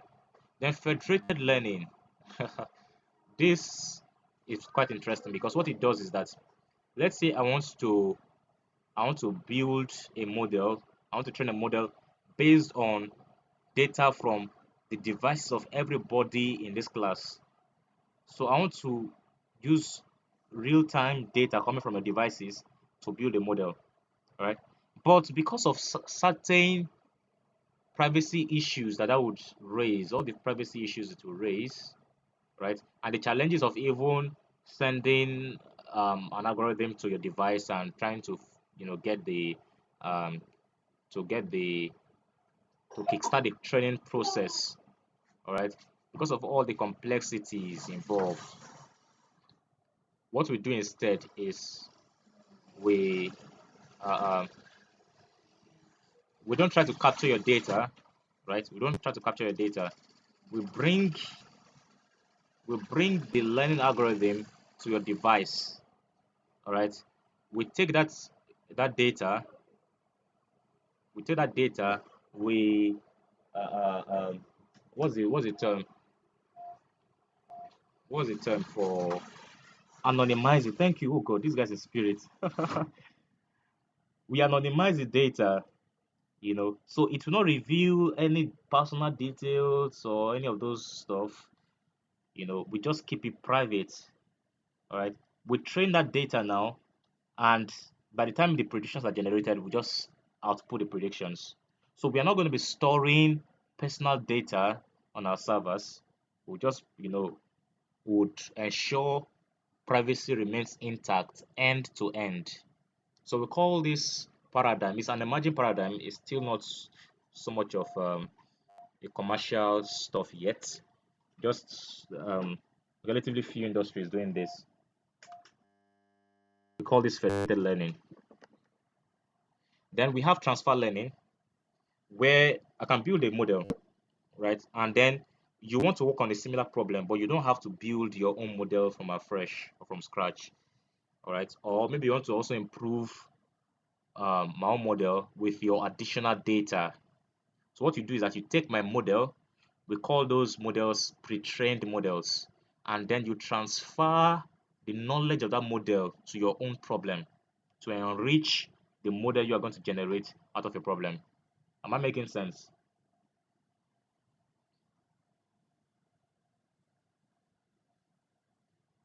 Am I making sense? Okay, while we're waiting for answers, I will focus more on supervised and unsupervised learning, but let me also talk about reinforcement learning. All right. So in the next couple of slides, we'll be looking at only these two. Reinforcement learning deals with a case when you have, how do I put this? The best way to explain this, okay, the grammar behind reinforcement learning, I will say it out first, and I will explain. Reinforcement learning is a problem, right, where you have an agent that is trying to learn without previous exposure to data, but it's just placed without any prior knowledge, it's placed in an environment, a dynamic and uncertain environment, where it has to take certain steps to make decisions. But that's to make decisions by trial and error with an ultimate goal to maximize cumulative reward. So we set up an agent. The agent could be a robot, it could even be a machine learning model, it could be just about any computational program. We set up an environment where it is meant to do certain things. This reinforcement learning finds a lot of applications in games, and then on the business side, there's something in economics we call game theory that helps business people uh, uh, um, uh, um, that helps business people win over their competitions through strategic cooperations with their competitors. All right. And so it's like strategic competitions between businesses. That's called game theory in economics. So reinforcement learning draws from game theory, a lot from game theory. And then in reinforcement learning now, we um you just set up the environment, place the model or the agent in that dynamic environment. So it could be a game. So maybe an agent in a game needs to take certain actions, like get as many coins as possible, or shoot as many opponents as possible, or any of that. But it doesn't know what the coins are because that's not been told. When you see this yellow stuff, it's a coin. It doesn't know who the opponents are to shoot. So it's just placed in an environment where it needs to take a decision without any prior knowledge. All the knowledge it would have about this problem will be generated within the problem space. But its goal, the only instruction that has been given from time is go into the world and maximize cumulative reward. And so the aim of this agent is to reinforce actions or behaviors that would increase reward and punish any actions or behaviors that would decrease reward. So what we do is that for every action it takes, if it's a correct action, we give it a positive feedback. All right, this positive feedback is called a reinforcement. We tell it is correct, so we can give it like 10 points. Then if it takes a wrong action, right, we give it a penalty by withdrawing points. All right. So that penalty is called a punishment. So when it does the first action and it sees the what's it called the it gets a penalty, it knows that that action must not be continued. It must not take that action subsequently. All right. So it begins to build its knowledge by trial and error. Eventually, after like 5 actions, it already knows some of the actions that make up for reinforcements and some of the actions that make up for penalties. So ultimately, its goal is to maximize the actions or behaviors that will lead to positive reinforcements, that would lead to that would increase cumulative value for it. All right, and try to decrease actions that will lead to that would decrease value. But for the next sequence of actions, there might be actions that you don't even know where they're coming from. You have not experienced it before, and you don't know what action to take. So when it's trying to consider previous experience from the previous actions and seeing how to apply that to the problem, it also has to be careful. So the goal is in mind, and so it's trying to now the agent will try to assess other possible ways of solving a problem apart from the previous knowledge it has. So to try to explore. So explore unused methods, explore on done actions, explore, you know, explore things that are coming to ideas that it more or less has how to approach this problem. And at the same time, it's also looking at exploiting previous knowledge by considering what it did previously that led to the right actions or the wrong actions, right? But because sometimes, it's not always a straight process, even if it knows the right action for this particular problem, because the goal is to maximize cumulative reward, right? It might be reasonable at this point to take a wrong step in order to be diverted into a path where it's be able to get much better rewards. So the goal now is to be able to balance exploration of unexplored solution techniques versus exploitation of prior knowledge of previous experience in the course of solving this problem. So reinforcement learning is about the trade-off between exploration and exploitation that an agent takes in an unstable environment in order for it to maximize cumulative reward. I don't know if what I just explained makes sense. And that's typically why I have a people just question. focus on supervised or unsupervised learning. All right, go ahead with your question. Okay, thank you. My question is about this reinforcement learning, because when you start, you say it's not it doesn't learn from data. That is number one. So I'm kind of wondering, if it doesn't learn from data, why do you now say, okay, it is the agent has some algorithm, is data driven algorithm, Okay. something like that. So that is the first part of the question. The second part of the question is that if you look at, can we say self-driven cars, Yeah.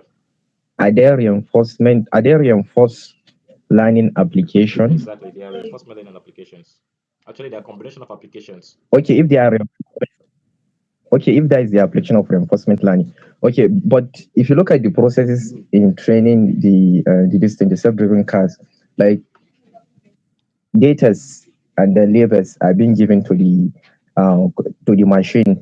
This sign is for stop. This, a lot of things. This a car. These are a person. How you navigate, stuff like that. So, and you now say, okay, it doesn't learn from data. So that's Okay. why I'm kind. Okay, that's an interesting one. So starting from the first one, right? Um, I didn't really say, in fact, I didn't say it doesn't learn from data, but it doesn't learn from previous data or prior data. So all the learning that a reinforcement agent does is within that environment and the problem space. The moment it starts the action. So there's no prior data set that's been shown and say follow this, do that, right? It just starts fresh from where it was. Of course, from then as you begin to progress, you can now do continuous training on that, within the environment or in a new environment. Now the algorithm it works with or it starts with is called a Markov decision process. Markov, to talk about, when we talk about Markov processes, I don't want to go into too much details about that, but we are dealing with trying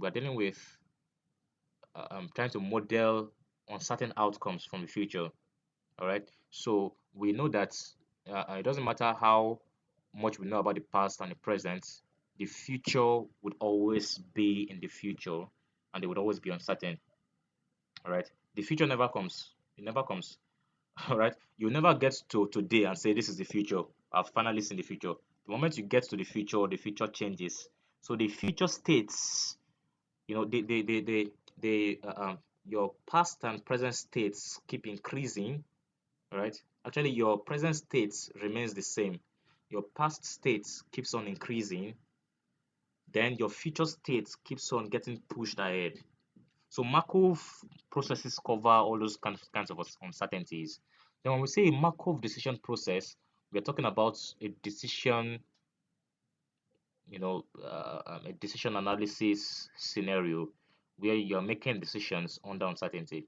So the algorithm of the reinforcement agent is a Markov decision process, that only deals with the current states of the problem, the environment of the setup of the problem, right? The agent that is going to be solving that problem, and the actions it has to take for each specific state of the problem.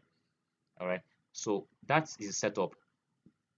Other than that setup, there's no data that is being exposed to the algorithm.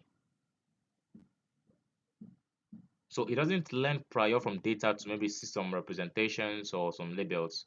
It only learns now when it has started taking the action. It now learns what is right and what is wrong, what makes up for a correct behavior and what makes up for a wrong behavior. And then it tries to optimize that. Then for self-driving cars, even though a self-driving car is a reinforcement learning application, it's not entirely a reinforcement learning application. And in fact, it's not entirely an a machine learning application. All right. So it's like so many components in one. Reinforcement learning is just one of the components. Now, a self-driving car is supposed to be an autonomous system, which means it takes decisions autonomously. All right. Then another thing about the reinforcement about the self-driving car is that it has you know it has it takes in sensory inputs. It takes in data inputs from the environment, visual inputs through camera sensors. It takes in data from the environment and analyzes those data. All right. The reinforcement learning idea or concepts when you're talking about self-driving cars now is from the sense of when it is now being exposed, that it is being trained by placing it in an environment that it has not been exposed to previously, and now we create some kind of states and allow it to take certain kinds of decisions. Okay, I'll get to that question. Allow it to take certain kinds of decisions by trial and error, and then for each decision it takes, you begin to give feedback, whether reinforcements or punishments or penalties for those actions, and that can be very dangerous. If a self-driven car is reinforcement application, does it mean if I take the car to the forest, can I still navigate through the axis? Remember, remember that the reinforcement learning is a learning procedure. It's a learning procedure. We've not gotten to the point of application yet. We are only just training it. So when the car is undergoing reinforcement learning, which is why these cars are being built, right? They don't take them out on the road immediately. The moment they take them out to the road, they're simply telling us that this car has been fully trained. So of course, there's no bus stop in reinforcement learning. You can keep improving it, but you should get to a level where its performance should be reasonable. Its performance should be accurate enough for it to perform well in the real world. And even when it gets to the real world, it's a new environment now, so the reinforcement learning procedure starts again. But now it already has prior knowledge from the reinforcement learning, from the previous reinforcement learning procedure. Does it make sense?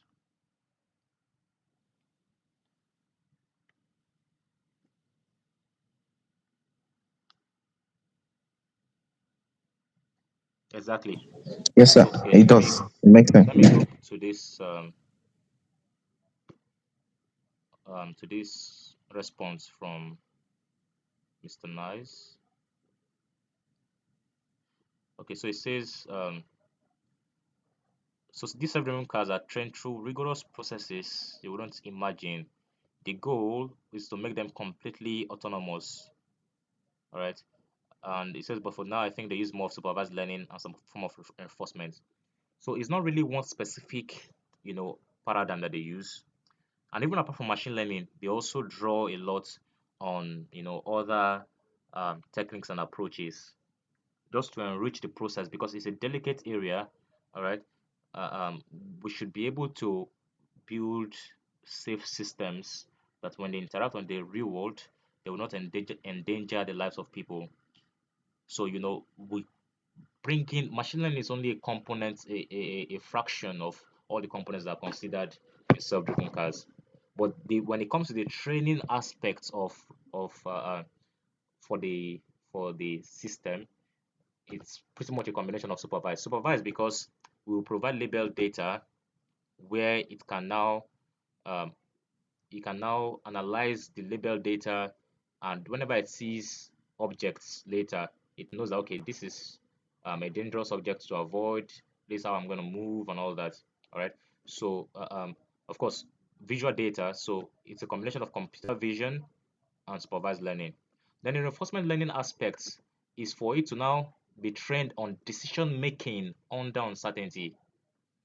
Right. Decision making under uncertainty where to be exposed to an environment, it's forced to take a decision in a dynamic and complex environment where uh, uh, um, prior states, I mean, all the states of the environment are not known from time. The states are only delivered to it step by step. Like you put it on the road now, it doesn't know all about everything up to the end of the road. It only knows what it sees in the next state. If there's any what's it called obstruction on the road, that is state one.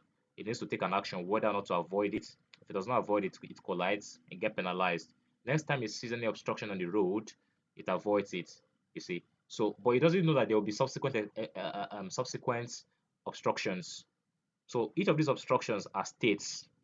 You can create multiple states different from obstructions, other kinds of states you can think about, but ultimately to make sure that it's not pre-aware of what it's going to experience. All right. So it is just building experience on the job so that now when it is taken to the real world, it can end up with sophisticated skills and even do better than humans in those areas. Let me give you this practical example. You have a child, all right, maybe a 5-year old. You want to teach the child chess, but you say, you know what? Um, Let me use the name of someone in the class. Frances, yes. Frances, can you hear me? Yes, I can hear you. Okay, so for now, let's assume you're my child. All right, Frances is my auntie, but for now, we assume that Frances is my child. Okay, so I want to teach you chess. Okay, I want to teach you chess, but now I'm not going to teach you the rules of the game. I'm not going to tell you that these are pawns, this is a knight, this is a to make this practical. I will just go to I'll just open.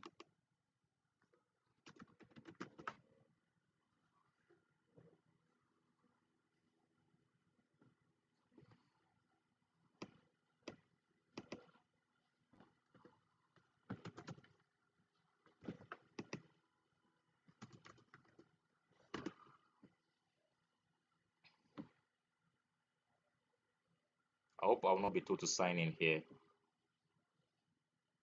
Great. Um, I've forgotten how to navigate this place.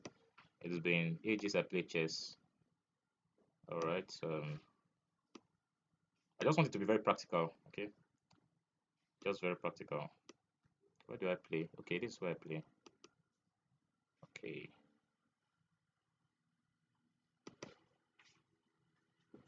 Oh, okay. Let me. I don't want to play a live game. Okay, yeah, play with computer. Can you imagine? I've not played chess in about 3 years. The last time I played, it was a state championship.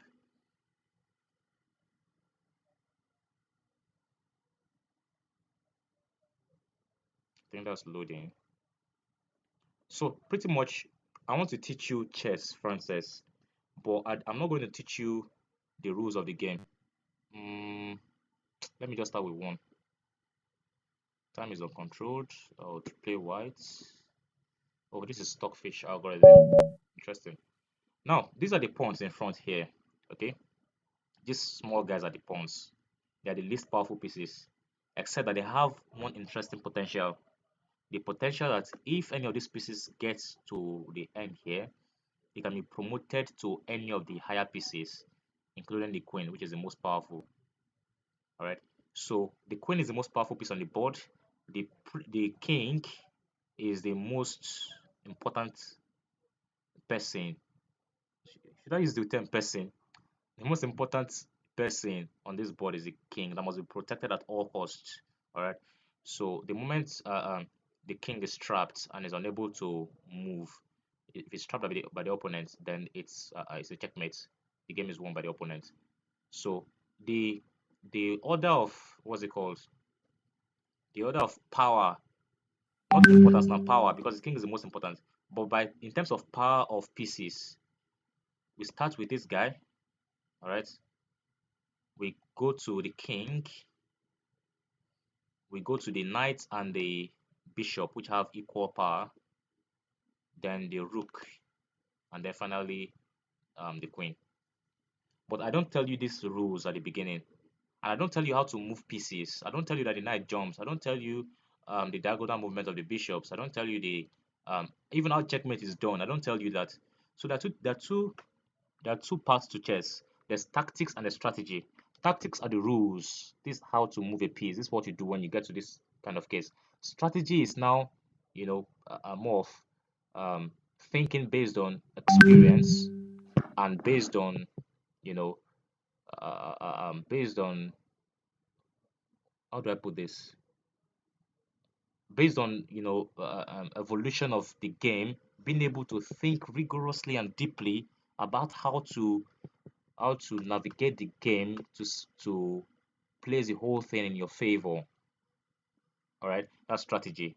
So there's end game strategy, there's mid game strategy, and all that. I don't teach you any of these things. I don't even teach you the basic tactics like moving this piece. You see, typically I will not even move this guy. I would start with this guy. Anyways,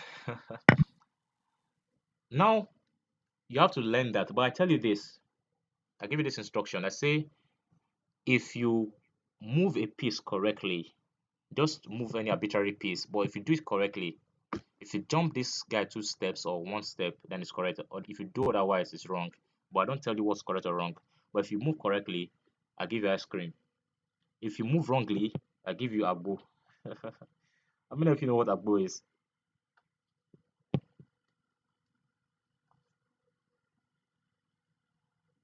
Nice wants to play with me after the session. You will beat me anyways. So I give you agbo, and if you get it wrongly, already you calculate that agbo is bitter. Yes, agbo is traditional herb, and ice cream is sweet. So you want to maximize how much ice cream you get because you know that for each action you get agbo. Imagine if, oh my god, imagine if you have to get ice cream for each correct move. If we make 40 moves in a game, you're getting 40 ice cream. Very bitter herb, of course. Now, your goal is to maximize cumulatively the amount of agbo you are getting. Actually, just a little secret. These the I'm playing with the computer and I'm playing with this agent called Stockfish. This Stockfish is a reinforcement learning agent that was trained in the exact same process I'm explaining to you right now. You understand? It was not taught chess rules. It was just taught by playing the game.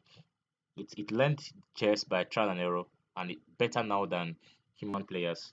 You have uh, uh, um, Stockfish and some other algorithms that outperform even Magnus Carlsen. Magnus Carlsen is a global leader in chess right now, right? So you make your move, you get Agbo. Let's say you did something like this. You place this guy here. I give you Agbo. You already know that, okay, that's wrong. The next time you do this, you know that that's wrong. Okay. Can I jump any of these pieces? You try to jump your rook, wrong. You jump your knight, right. Oh, the next time you come to this knight, you now jump and come like this. Whereas you're supposed to jump either like this, or like this. Of course, that's if the space is not obstructed by your own piece or obstructed by a piece that is being strategically protected. That's obstructed by an opponent piece that is being protected. So if the space is free and if it's not being threatened, then you jump that way. But if you jump like this, you got Agbo. In the previous case, you jump like this, I gave you ice cream. So you already know that this is a right behavior that would attract reinforcement, and this is a wrong behavior that would attract penalty. And when you think about the bitterness of the agbo that you are just about to drink, you find that you are going to do everything it takes to not repeat wrong behaviors. But now the question is, how do you now figure out all the right behaviors for all these problems? It's the trial and error. So we just continue to move all the pieces arbitrarily until you eventually know how to move the pieces by learning on the job, learning on the go, you know. So eventually, you now get to the strategy level where there are no right or wrong answers. You see a certain kind of configuration, and you're not sure exactly which configuration to make to win this game. You know, you're already advanced in the whole thing. Tactics alone will not help you. You have to build up strategy for the game, and so you begin to, just try a couple of things and try to see which works, which strategy is the best. And when I look at that strategy, I tell you, why did you move this piece? You should have moved this guy here. So I'm going to give you a penalty. You see. So we begin to do all these things. Why did you leave the queen here? You should have removed the queen earlier on in the game. All right. Oh, okay. So what were we saying? So a couple of all of these things. Eventually, you get to a point where you look at the game. There's no apparent there's no apparent notion of whether or not you'll be winning. It looks like there's equal advantage, between both sides, and you have to use a lot of strategy. But what strategy works? Who is sharing a jam file with us? Please, can you? Now you begin to make some strategic moves. Is someone saying something?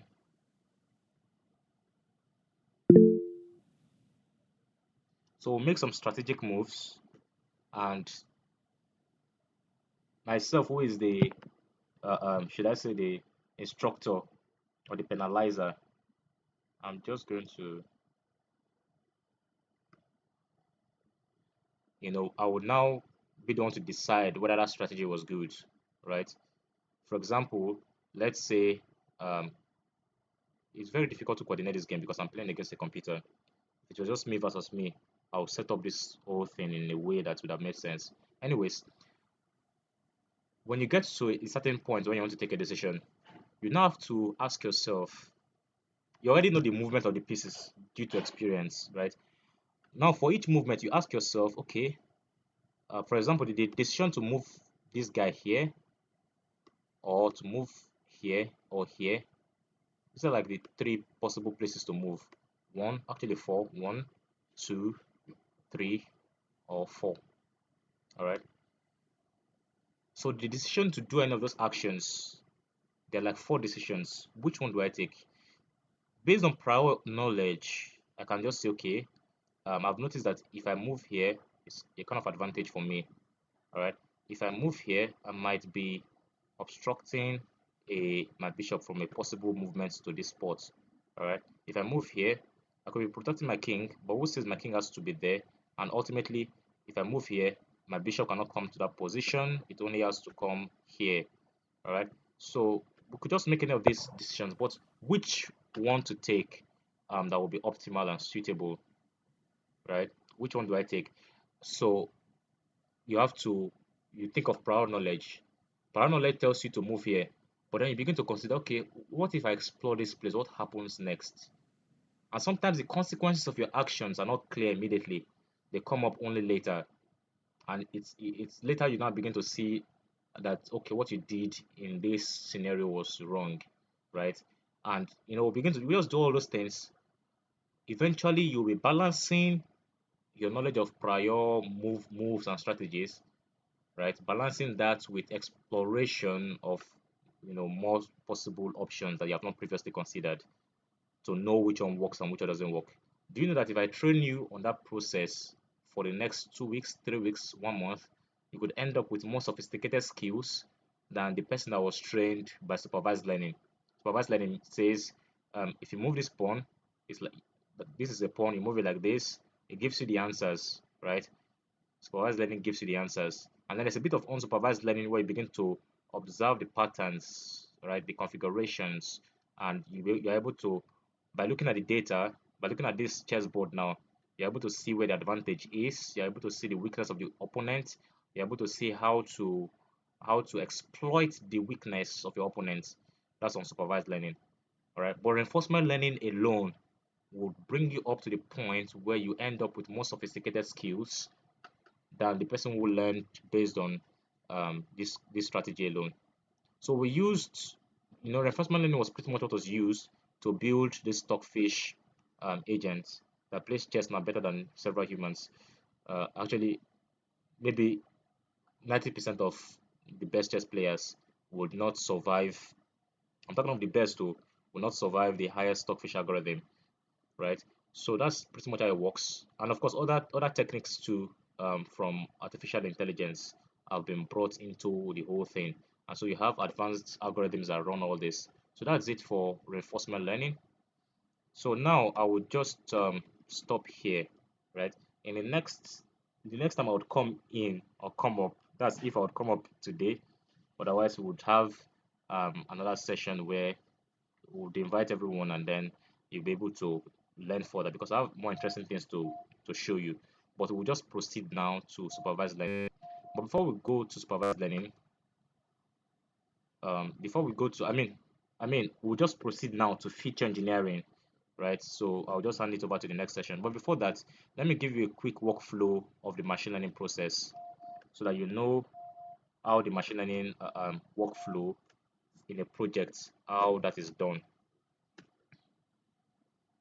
So at a glance, the machine learning workflow, we start by accessing the data, loading it into the environment where we want to analyze. That's step one.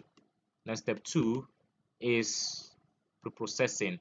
Preprocessing means we begin to wrangle the data, clean the data, um, deal with outliers, deal with any issues with the data. Pretty much we want to get quality data, row-wise and column-wise. Then section 3 is feature selection. All right.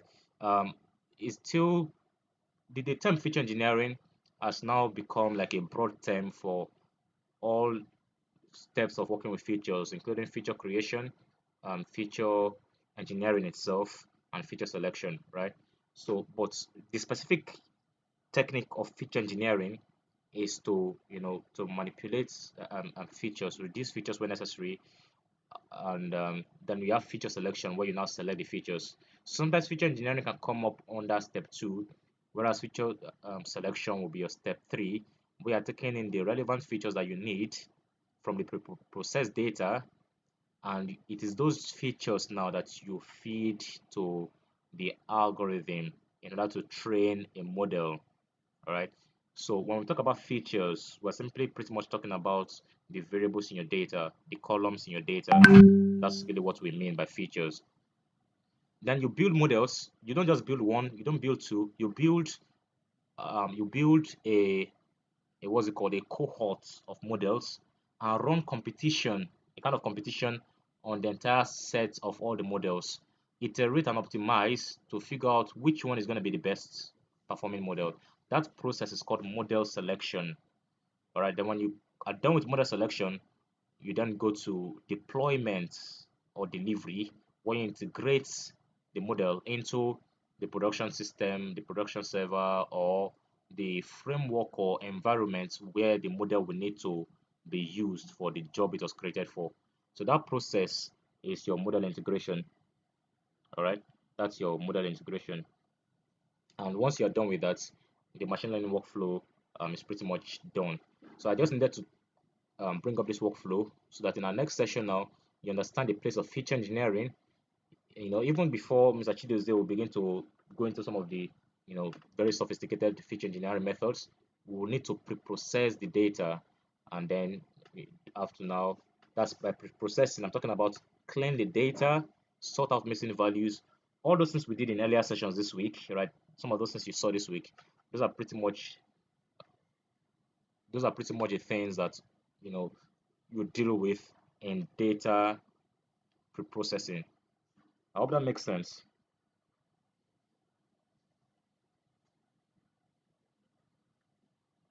So here's how it's going to be now for the rest of the session. Two major sessions will come up next. We would have the feature engineering session, and then after that we'll go into model evaluation, and then there will just be a slight break in between. I think feature engineering will just start right away. After that session, we'll go into model evaluation, and then we'll stop here, right? So we're not going to supervised learning and the rest of the topics I have here until later. So whatever it is, before the end of these coming two sessions, we would announce the directions, whether which day in particular we would have to continue these topics, because there's a lot to really treat and help you understand, right?